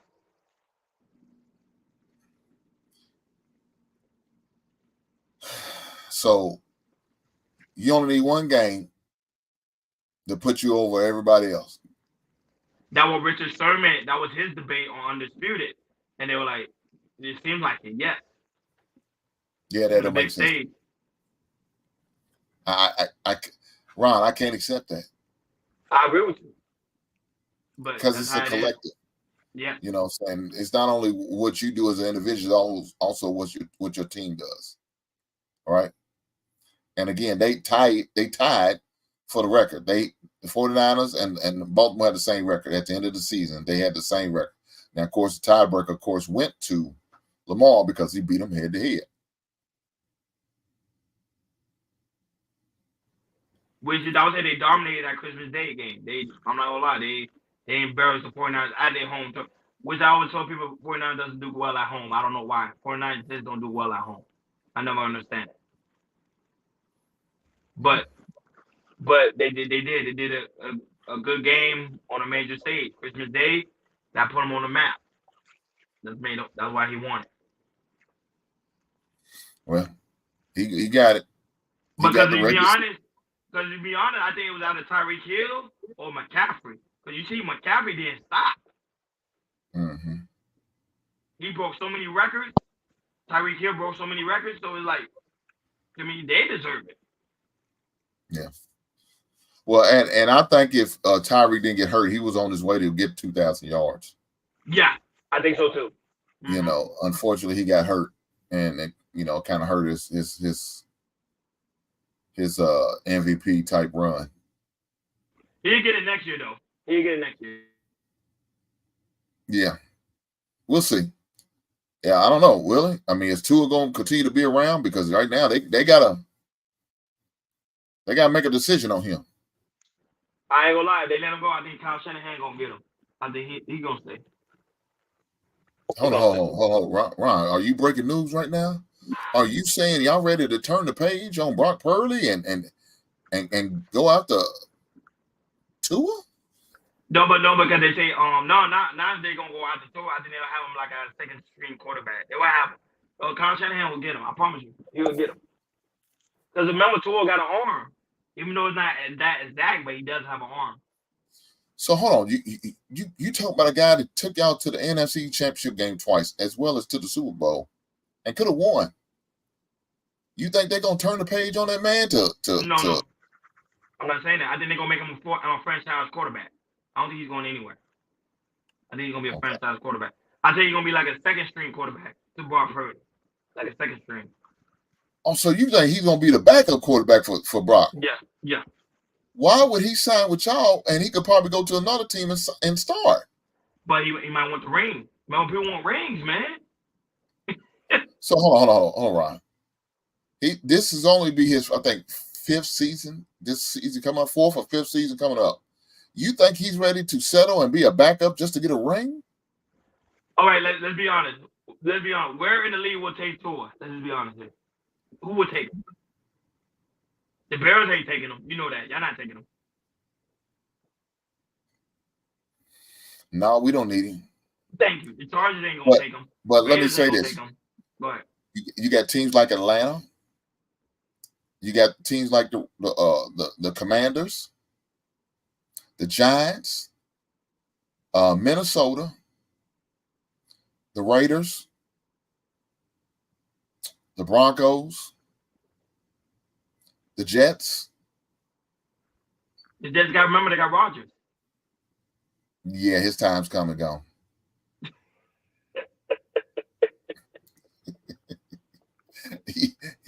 His time come and gone. So you trying to say he finessed them so you get the bag and yeah. he got over. He got over. I don't blame him. He already got the ring.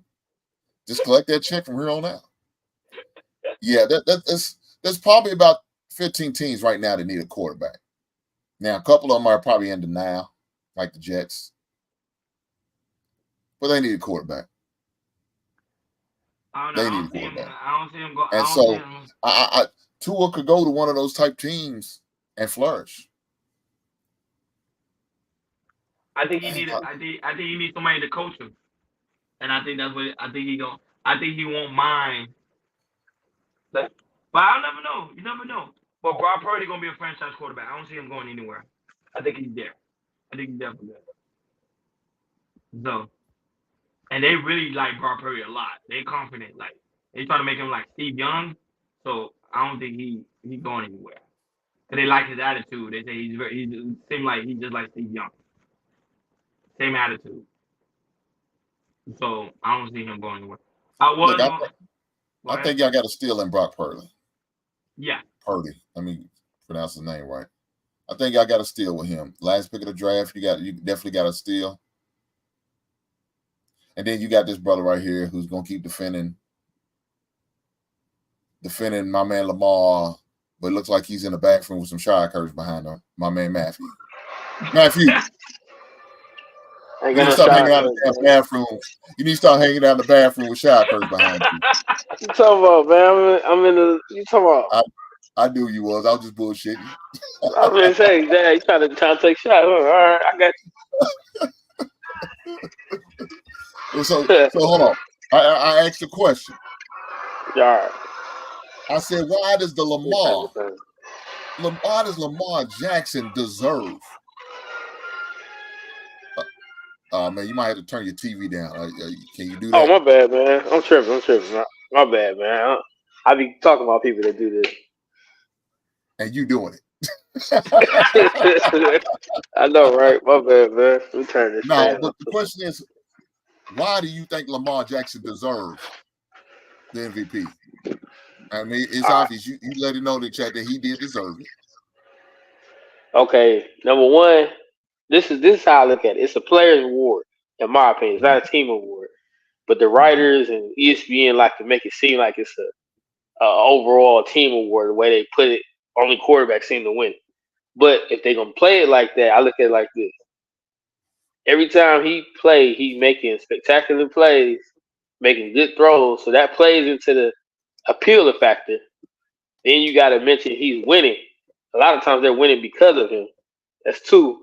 And then three, out of all the teams that he plays, he actually pretty much dominates the better team. So that's why I look at it like, hey, you may not want to necessarily look at him strictly numbers wise, but when he plays, a lot of times when you play him, you play to his tempo, not necessarily to the other team's tempo. So that's how I would say. That's why I say he deserved it. Okay, so But a lot of not stuff count you said. playoff. A lot of stuff you said is true. It is an individual award. Yeah. And he does have good highlights. Yeah. But it is also about what your team does as well as winning and losing. The regular season, though, right? Yes, in the regular season. So you won't see no guy probably win, say, like 7 games like Justin Fields did and winning MVP. More likely you're not going to see that. With that being said, did they have the best record? No, they was tied at the end of the season, like I was saying, Ron. They tied. Baltimore and the 49ers had the same record. They had the same record. Okay. They had the same record. Now, of course, a tiebreaker, Baltimore had a head-to-head. So that's what, gives them the tiebreaker. But as far as the wins and losses, they had the same record. Okay. So, look, man, I don't think he should have won the trophy. Who you think should have won? I probably would have gave it to Josh Allen, and a close second would have been that. All of interceptions he threw 16 or 17 interceptions. Oh, this is true. Come on, man, you can't give him that. You better off giving 2 of that. He threw 18 interceptions. See, man, he did some Eli Manning type, man. Come on, man. But let me tell you what he also did. 29 touchdowns, 15 rushing touchdowns. The man had 44 touchdowns. You know what I'm starting to understand? I see why you lost that 500 in logic.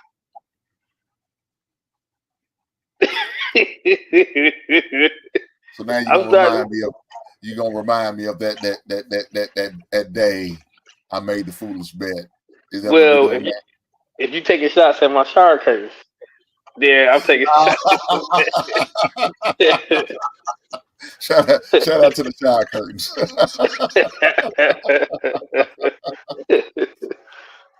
Hey, you ain't shit, Matthew.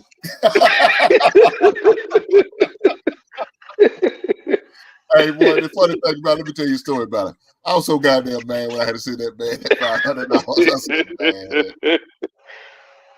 I said, man. When was this bet? The game was over. When was this bet? I mean, this was early August, late September. It was on JP show. Well, he made that bet. It was you and Logic, right? Look, it was me. Matter of fact, it was me, Logic, and Taz was up there. And I forgot somebody else. And I said, there's a bunch of people up there. And the thing was, we already had 4 wins, I think, at the time. 3 wins. I think there was like 3-1 or something like that. Mm-hmm. And he said, "No, they won't finish above 500s." I said, "Man, the only thing I need is 3 more wins." And I looked at the rest of the schedule. You got 7 games. I said, "Man, they could beat some of these teams." Of course, now some of the teams I didn't watch or pay attention to because I don't watch a lot of Pac-12 football games. So I just went off names. Man, they could beat them. Oh, I got this. So we bet $500. Well, you made that bet. See, I don't like JP, so I was watching it because I saw Logic and I saw you up there. I knew watching clown. But then when I actually was watching, I wanted to type in, "You idiot, don't do it." But I was like, you know what? I don't like this chitless dude, this channel anyway. I'm just watching because of Logic and So I said, the hell with it. No, but that day he was confident. He said, "I'll take that bet." I remember that day he was confident. Look, He was like, "I'll take that bet." they was at the time they was 3-1. Yeah, they were hot. They started off good. Yeah, I was looking at the teams that they had to play left. I said, well, they're gonna lose to USC. They're gonna lose to Oregon. Man, they could beat Arizona State. They could beat Arizona. I'm thinking, okay, they could beat Stanford. They could beat these teams. So you a Bears fan or you just like Field? No, I'm a Bears fan. Y'all ain't been good in a while, man. Okay, let me see. Matthew's not gonna make it tonight. He about to get dropped. I see that real soon. Come on, man. Real. I'm just trying to see. Hey, Ron, I'm about to drop him and his goddamn shower curtains. Oh, this dude right here. No, I'm trying to figure out what made you, because you live in Kentucky, right? Yeah. What made you a Chicago fan? Well, the reason why, because in my area, two channels had the NFL at the time, and that was CBS and ABC. Okay. So, in my area, the AFC was ABC, CBS had the NFC. So the closest team NFC for me was Chicago. Gotcha. Okay. That was the closest. And I could either went two ways. I could have went with the Pittsburgh Steelers because that's what they showed on AFC, or they showed the Cincinnati Bengals. Those was the three teams that they showed the most. And so I could have went either way. I could have been a Bengals fan, which most of them was, and I didn't want to go with the majority. So I was either going to go Pittsburgh or Chicago. Of course, at the time, Chicago was winning. They was in the 80s, and we was winning. You know what I'm saying? And so they did that thing. So that's okay. Yeah. And in the 80s, Pittsburgh wasn't winning shit. They was losing. That was their worst era, the 80s. So that's how I decided. Okay, well, that's understandable. My story ain't no better, so I can't really say that. I just was surprised to hear you a Chicago fan. So hold on, who's your team? Somebody said the Cowboys. No, I ain't no dang. I hate the Cowboys. I'm a Browns fan. I'm from Cleveland. Oh, I don't know why I thought you was Cowboys. I don't know. Oh no, but put it like this. You're worse than me, so you can see you worse than me. Yeah, you Cleveland. Nah, look, okay, I got two teams, but the reason why is because here we go. Man, y'all kill me with this, man. Y'all need to stop this stuff, man. Come on, man. Let me hear me out, man. Come on. Two teams. Listen. This is the reason. When I first got into football, they sold the Browns to Art Mardell. Sold our team. He sold them the Ravens. So I had to find me a team, and I like the Vikings. And plus, a high school running back that used to go to my high school was Robert Smith. So Vikings was my team. So then the Browns came back in '99. So that's when I can't go against my hometown team. But I got two teams, man. I can't take it away from you. You can't take that away from me. You can't take that away from me, man. Because if it's a parade and one of them, I'm going one of them. I don't care. If it ever happens, I don't care which y'all. He's not going to one of them. At least he's honest, though. Yeah. Hey, but you know something, though, Ron? He got two teams. The boy like would never be in a parade. Hey, you a dirty dude, man. Hey, you a dirty dude. I'm starting to see that, man. You kind of dirty, man. Yeah. This dude right here, man. You want to be all that, big brother?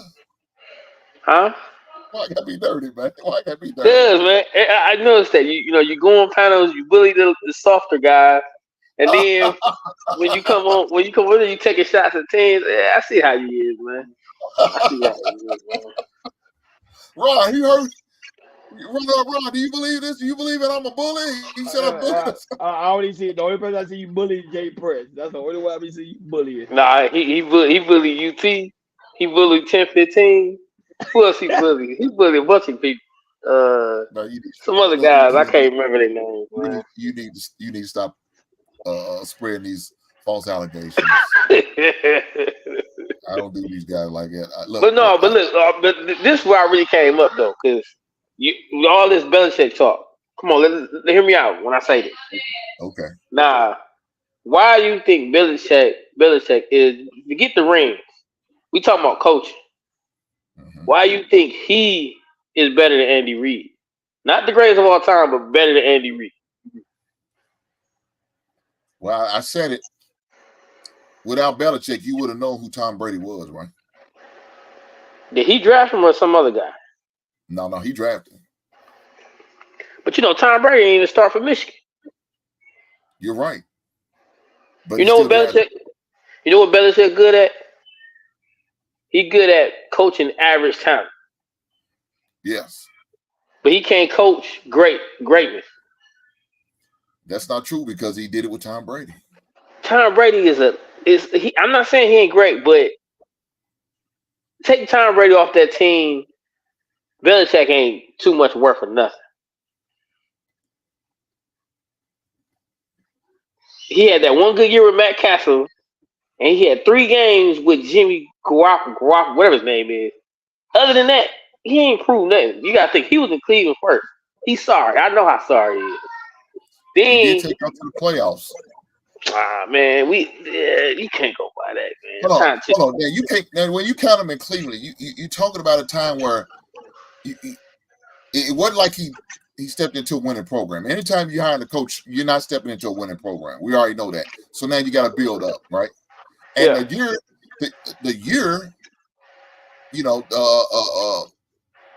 that he was there, he had the results.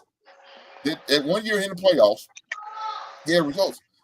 Who let him down? Well, your running back let him down. Ernest Bonner, he let him down. I mean, he fumbled. It was his fault. Yeah, okay. Okay, but after now, that, I don't know. You might be too young. You probably don't remember that.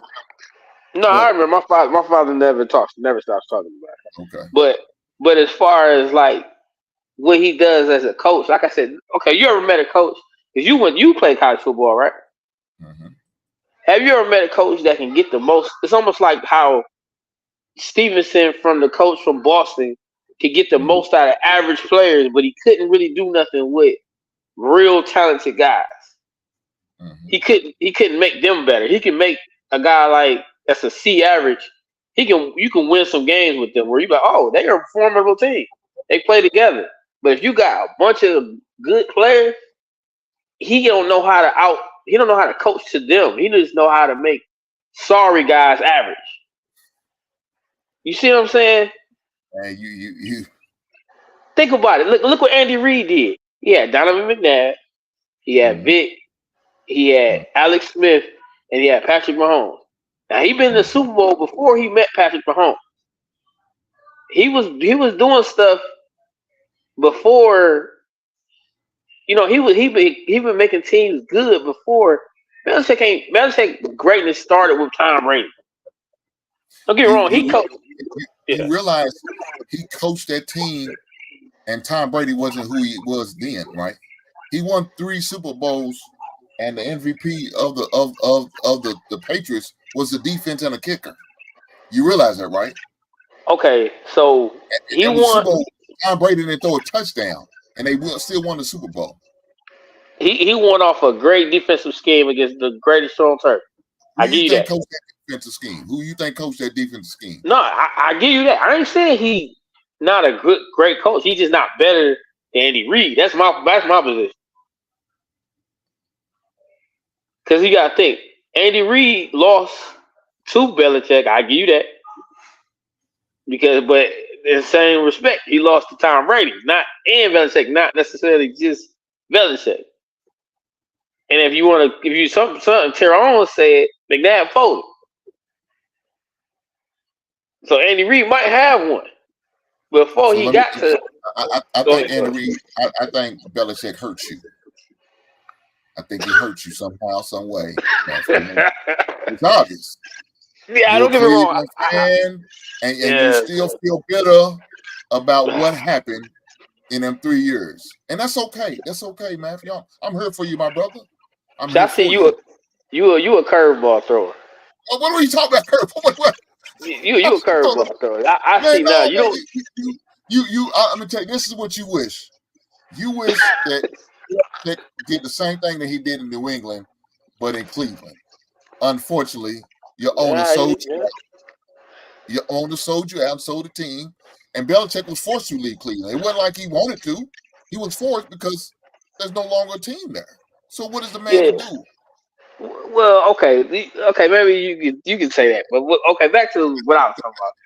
All I'm saying is Andy Reid's coach is to me he remind me of Larry Brown. As far as I keep using basketball, so I'm trying to give you a reference where he can make teams better than what they started and actually be formidable for years with different players. It just so happened now Andy Reid ran into a Tom Brady, which is Patrick Mahomes. So this is why I say now it's gonna be like, dang, he even making the talent he got even look even better. Man, he made Vic better. Did he not? Yeah. And Vic was already nice. Look, I understand. You ain't gonna give it to you. I got you.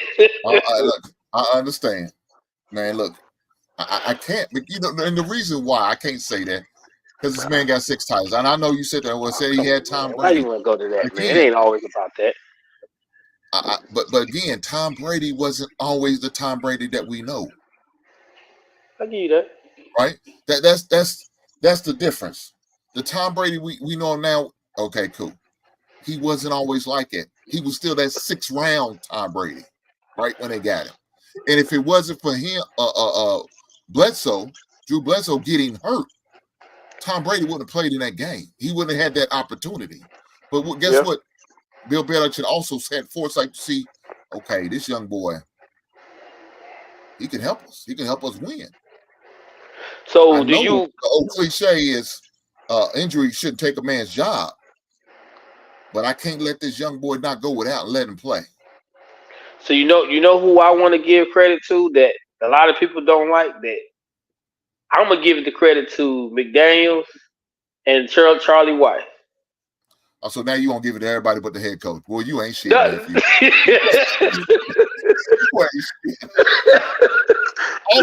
Failure as head coaches at every place. White's failure, and not only NFL but on the college level. McDaniels failed twice. Ask Tommy. He'll tell you about how much he loved McDaniels. No, I can't do that, man. O'Brien, a failure. Matter of fact, what didn't Romeo coach your beloved Cleveland Browns? Don't start. No, come on, man. Don't start. No, listen to what I was got. You want to go on a tangent. Now you gonna call me a bully again. Now you gonna call me a bully. Yeah. Hey, I ain't letting no light skin guy bully me, man. Hey, I'm gonna tell you this. But look, this is what I'm saying though. Think about this.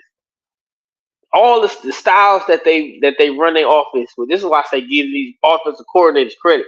Belichick don't know a lick about offense. You can look at him and see he don't know nothing about offense. But he can just tell you, hey, I want this to happen. But what I'm saying is Charlie Weiss, Josh McDaniels, they always had a Wes Welker, what's his name? Them white boys. Them 3 white boys has always caught them 5-yard hitch routes all the time. And then all they did was switch it to make the tight ends be them guys. They just beat it. They always ran that type of scheme of the in and out, the 3-yard routes. They run. I'm telling you, man, they just nickeling down you all day. But it was that scheme. So Tom Brady got indoctrinated. Hey, I'm only gonna take what they give me. Most guys can't commit to that, but he only take what they give him. And everybody gives up 3 and 5 yards. Everybody get that up because nobody wants the big play. Now, don't get me wrong. I didn't go far in football. I went as far as high school, but I played safety. So, and I know what the kind of coverages you got to give up unless you got some cold lined up corners, which most teams don't got. So all I'm saying is, and most people, linebackers can't read. They just can't read it right. So they get away with the defense given, which is that 3-yard hitch. Then they lean forward to get another 1.5 yards. And then before you know it, you nickeling down, and then you can kind of get lucky every now and then catch somebody slipping. But most teams can't stick with that. So it's that offensive scheme that them 3 guys perfected, which I give them. So I give more credit to them with Tom Brady than I give, what's his name? Belichick, yeah, whatever. I don't think I give him, he coached Lawrence Taylor. I give him that. Yeah, I give him that. This man put that staff together, man. Oh, come on, man. This dude Nigga, right here. hey, I'm gonna let you live because you dying right now. I'm just gonna let you know you dying in this argument, and it's not going well for you. But that's okay, Matthew. Brother, I love you, my brother, and I appreciate you being here tonight. You know, one time though, I said I wasn't gonna do it. Next time I see you, gonna drop it. So you ain't gonna be a man of your word. You gonna do your God damn. Nah, I'm playing, man. But dang, okay. But like I said, man, I feel you. It's hard. Don't get me wrong. I'm making a hard argument. All my friends is be telling me I'm just a hater. It's a lot of guys I don't like that. I believe Most guys like. Your friends are right. they think I'm full of crap on a whole lot of stuff when it comes to sports, but I like these sports talks. But like I said, I hear what you're saying. But because I came so late in the show, I ain't gonna keep going on and on. There's a lot more I can bring up. I'm gonna leave it at that. You know, I'm gonna let the light skinned guy have his show. You know what I'm saying? I'm gonna let you have it, man. I appreciate it. I appreciate that, my man. I appreciate it. Thank you, Matthew. I appreciate you being here. What's up, Tommy? What's going on tonight, brother? I mean, you as a fan of the Oakland, formerly known to Oakland, now known as the Vegas Raiders, how's the Super Bowl? And that y'all have a nice home, nice stadium, nice atmosphere. Too bad y'all couldn't play in it. All right, man. What a glorious day it was. What a glorious day it was. Well, not happy about the winner, but I'm definitely happy about the loser. God damn. Matter of fact, where's E Black at? Where the fuck is E Black at? Why he hiding? See, I'm glad you're getting to witness this. Because this is what happens. They hide. When it get dark outside, they hide. They duck.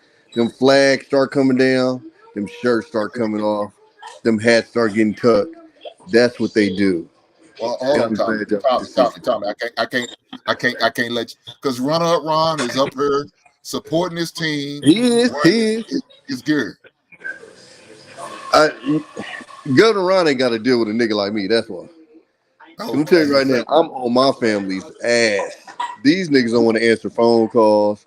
I just had a motherfucker open up the door and just walk away from me. Ain't even say a word to me. No hello, nothing, dog. I'm on ass cheeks. Pause. Hey. It was just, I'm just like, they was just so disrespectful, man. They talked about how they was in our stadium. They talked about how they was comfortable. They talked about how they was gonna win. Like, come on, man. And this is another part. And I can show you video after video. And this is why I hate this fan base. They tried so hard to make us like them. You can't root for the Chiefs. You're a Raider fan, so you have to root for us. I wouldn't root for you pussy niggas if my life depended on it. Fuck y'all niggas. To my soul, we don't fuck with the Niners at all. Don't fuck with the Chiefs either. But you know, I got to deal with more Niner fans than Chiefs fans, so I'll take it. You know what I'm saying? But shout out to Kyle Shanahan for being a complete fucking idiot and not saying shit about the overtime rules. How the fuck does one coach literally all week preach the overtime rules and this dumb fuck never even bring it up? You literally got high-profile players on your team going, I didn't even know the rules. What the fuck? Shout out to my dog Moody. Moody always come through. He always got a fucked up kick for me every single time, man. It was glorious. I got to give Purdy props. He didn't wet the bed. He wasn't excellent, but he didn't wet the bed. You know what I'm saying? He didn't do nothing spectacular. We all saw what happens when you play a team that actually tackles and they not able to turn them 7-yard gains into 20. You don't look as good as you do. And that's basically what Kansas City did. Was they might have caught the ball, but they got tackled immediately. It wasn't those runs after the catches that, you know, the reason why a lot of people feel the way they feel about Purdy is because he could throw a 15-yard pass and these motherfuckers will break tackles and turn it into 40. And it makes them look good. And I look at him kind of like Romo, because I kind of gave Romo a lot of grace because he wasn't supposed to be the superstar that, and everybody held him to the standard of a superstar. Romo wasn't picked in the superstar. He wasn't a first-round pick. He wasn't a lottery pick or top five. Like, Romo, he was a second or third-round pick? So, I'm not expecting Purdy to be a fucking Aaron Rodgers or some shit like that. So I think some of the scrutiny is kind of unwarranted because the motherfuckers picked dead last for a reason. And Kansas City figured it out. If you want to stop him, blitz him. Every time they blitzed his ass, he couldn't get shit off, and they threw the house at him. But it was a dope game. The first half was boring as fuck, snooze fest. But that second half, it came alive. It was nice. They did a good job on McCaffrey. They kind of shut him down. But the Niners did a good job on Pacheco too, because he didn't really get off. But no, it was a cool game, and like I said, as long as I get to walk around and smile in these dudes' faces, it's always a good day. In the words of John Morant, it's a parade in my city. Well, let me tell you what Ryan's doing right now. Ryan's up there playing Madden right now, and he's beating the brakes off the Kansas City Chiefs. Beating the shit out of Kansas City. What's the score, Ryan? What? What's the score? 48 to zip? 85-7? He's a 48 to zip. It's 24-22. Hey, and they put it on rookie mode when they do it, right? They got to get all that anger out. He running up the score. He running up the score. He playing against his nephew. He playing against his nephew. That's who he playing right now online. He playing against beating 48 to zip.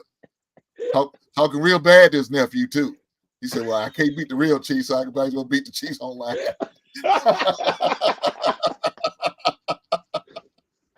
As I said, they went from bang bang to dang dang. No, but Tommy B, I agree with you. I told him in the beginning when I first came on the panel, I was telling him they can't close. That's the problem. You can go this far, but you have to learn how to close games. That's one of Kyle Shanahan's biggest weakness.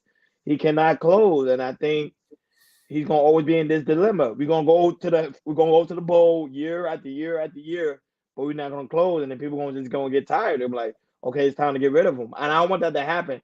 I want him to get a ring in the 49er territory. I don't want him to get it somewhere else. Yeah, when as soon as I seen y'all kick that field goal in overtime, I knew it was over. Like me too. When you got Patrick Mahomes, you got to kill him. You can't give him no life. And when they kicked that field goal, I said, "Oh, buddy." And I think they also should have kicked the ball. They shouldn't have received it. So then you actually know what you up against. But when you receive the ball, now you're setting the precedent, and now Patrick Mahomes knows what he's up against. You want to know what you got to get. That was them not knowing the overtime rules, though. Oh, 100%, absolutely. See, they was thinking, well, they gonna run out of time and not and we're gonna go into a double overtime because they gonna be They get a whole possession, and if that means it runs into the end of the time, that's what it does. The quarter starts all over. That's the overtime rules. Absolutely. And even with that, they went and scored a field goal. Even with the old overtime rules, you still get the ball back. You got to score a touchdown to end the game. Mm-hmm. So, but if you take the ball first, then it opens it up for you going in on fourth down. Maybe they were scared that if they had a guy, they're gonna go down and score a touchdown. It was been over anyway. Maybe that's what they was afraid of. Yeah, I mean, but look at what happened. But what I'm saying is the difference is you get the ball first, you go down there. Now you face the fourth down, and you're in field goal range. You got to kick the field goal because you got to take the points. But if you let Kansas City get the ball first and they score a touchdown, now when it hits fourth down, I'm going for it because I have to. But you don't want to end up in a position where you settle for a field goal, and now they get to look and go, "Oh, we scored a touchdown, we out of here." And now that's what the fuck they gonna go for. You feel me? So unless they was in some kind of dramatic, situation where they couldn't kick a field goal, they 100% was gonna go for that touchdown because that's what would have got them out of there. So they kind of put themselves at a disadvantage. The bad thing about it, they had 2 drives where they had them in third and long, and they couldn't capitalize on Yeah. it. 2 times in that drive, they had third and long, 3rd and 12, I think, one time, and just couldn't capitalize on it. And I need, and it's not all of the fans, but the fans that want to scream rig, stop it. The touchdown that y'all got with McCaffrey, it was an illegal man downfield, and they did not call it. If If it was rigged, they would have called that shit, and y'all never would have scored that one. So you can stop with the rig shit. No, I don't think it was rigged. I think they let him play. I would say I really think they let him play. I would say we just didn't close it. Well, somebody said 49ers are now the Buffalo Bills of the 1990s. That's what everybody was saying. That Yeah, they 0-3 because that's Kaepernick. That's Kaepernick, Jimmy G, and now Purdy. 0-3. But Purdy did an amazing job. They just couldn't close it. I think. No, I wouldn't say amazing. I think amazing for what for where he was drafted, but I think this is what people miss when Cam Newton was saying he's a game manager. He didn't really do anything to win that game. He did enough not to lose it though. So he put you in a position to win, but he didn't do anything to win the game. And that's the difference between like a game manager and like a Patrick Mahomes. Patrick Mahomes put that team on his shoulders, and he went and won that game. He did. If y'all won that game, Purdy wouldn't have won the MVP. It probably would have been somebody on defense, to be honest with you, because that defense played lights out that first half. And for most of the game, to be honest with you, they dominated the line of scrimmage. I think Andy Reid and them just made good adjustments that second half to that pressure to give Patrick Mahomes some time. Because they was on his ass that first half, dog. That you made Matthew's day when you said that. I haven't seen Patrick Mahomes look like that since the Raiders played. No, but that's true. That's facts though. I was telling somebody that. I tell you, I don't think there was Mahomes' good game. He was really looking bad. No, he looked bad. I think Jennings would have probably got the MVP if the 49ers had won. You said who? Jennings, that wide receiver. I can see that, yeah, because he had a real good game. I can see that. So and also Kansas City shut what's his name the fuck out. I think he stayed in California. The tight end, what the fuck is his name? Kittle.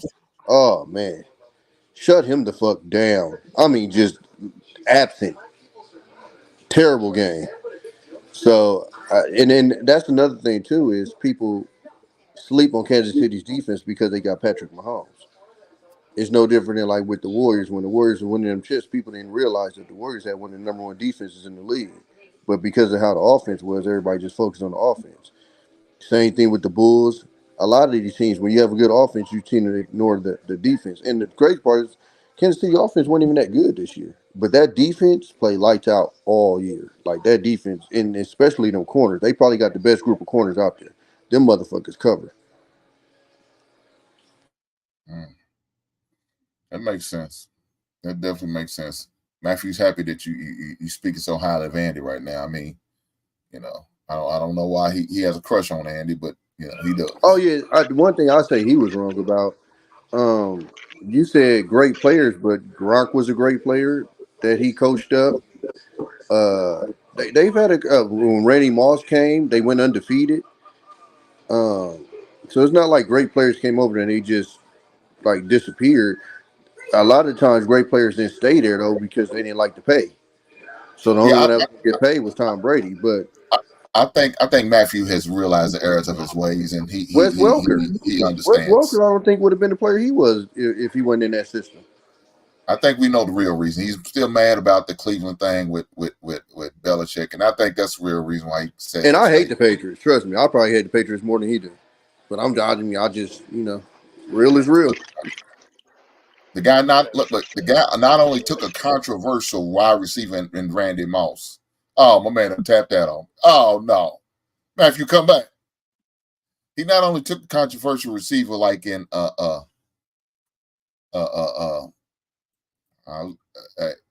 was gonna say, Matthew, don't run scared now.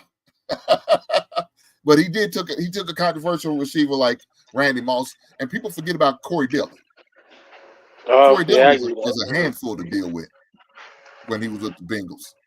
And he took him and made him a good, honest citizen. I forgot they had Corey Dillon. I completely forgot about that. Yeah, he did. I mean, not only him, remember Blunt?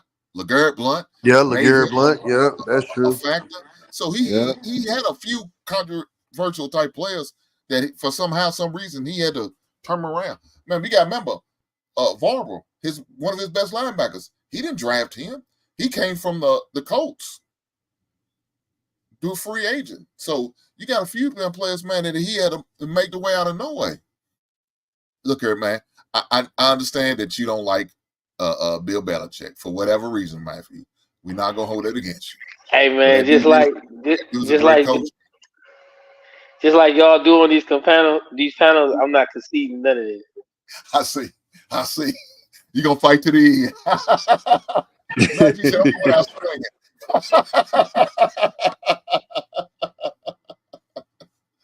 Oh man, good stuff, man. But look here, I'm about to shut it down tonight. My man Ronnie said my phone went dead. That's because you playing that Madden, man. Man, take it up off your juice. Hey, his team went dead too. Man, that said that wasn't the only thing that went dead with that phone. But guys, man, I appreciate y'all coming tonight, man, on Sports, man. I know it's gonna be a long season for some of us guys like myself, but I have the draft to look forward to, and we're gonna do what we need to do in free agency as well, because we're gonna get better. My team gonna get better. My team gonna be in a playoff next year. I believe this. It's only a matter of time. We're gonna be in a playoff. We'll see though. All right, man, come up off that quarterback, dog. No, you good. You more than welcome to give up Max Crosby, and then we'll let you have the first pick, and you can. Hey, man, that man is branded with the Raiders on him. You don't want that guy. Oh, okay. Well, I'm trying. I'm trying to help y'all get a man got a Raider tattoo on him, man. That's all right. They got surgery for that.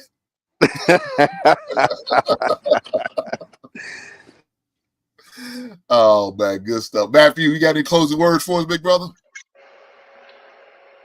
Nah, but I ain't got nothing. I ain't gonna lie.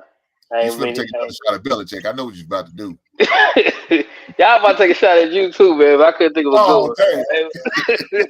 So I'm gonna leave it at that, man. Good show though, man. Good show. Hey, then Belichick will both catch a stray. I see. Okay, that's good. Hey, good show though, man. Like I said, I appreciate the type of shows you doing, man. This is more of my speed, man. Stuff talking about football and all this, and I appreciate this. So, like I said, I came late, but I gotta remember to start coming here. So your times is a little different. Yeah, I'm on Eastern. I guess you on Central? Is that where you on? No. I mean, I'm used to not looking at around this time to look at a show. So okay. I gotta if I'm gonna hit up a show I like, I gotta come. But no, it's a good show though, man. Good show though, man. Matthew, I always appreciate you here, big brother, and hopefully you hope word you don't drop me next time you see me.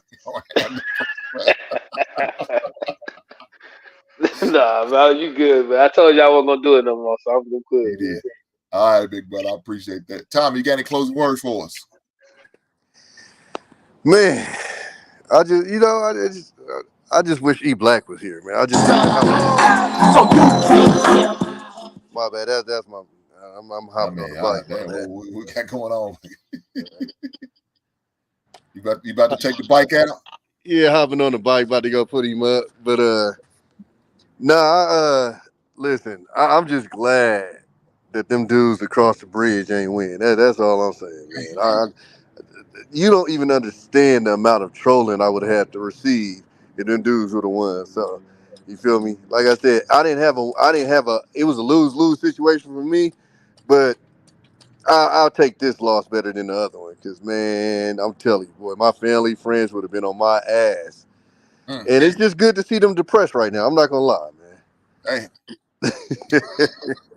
Real quiet around these parts.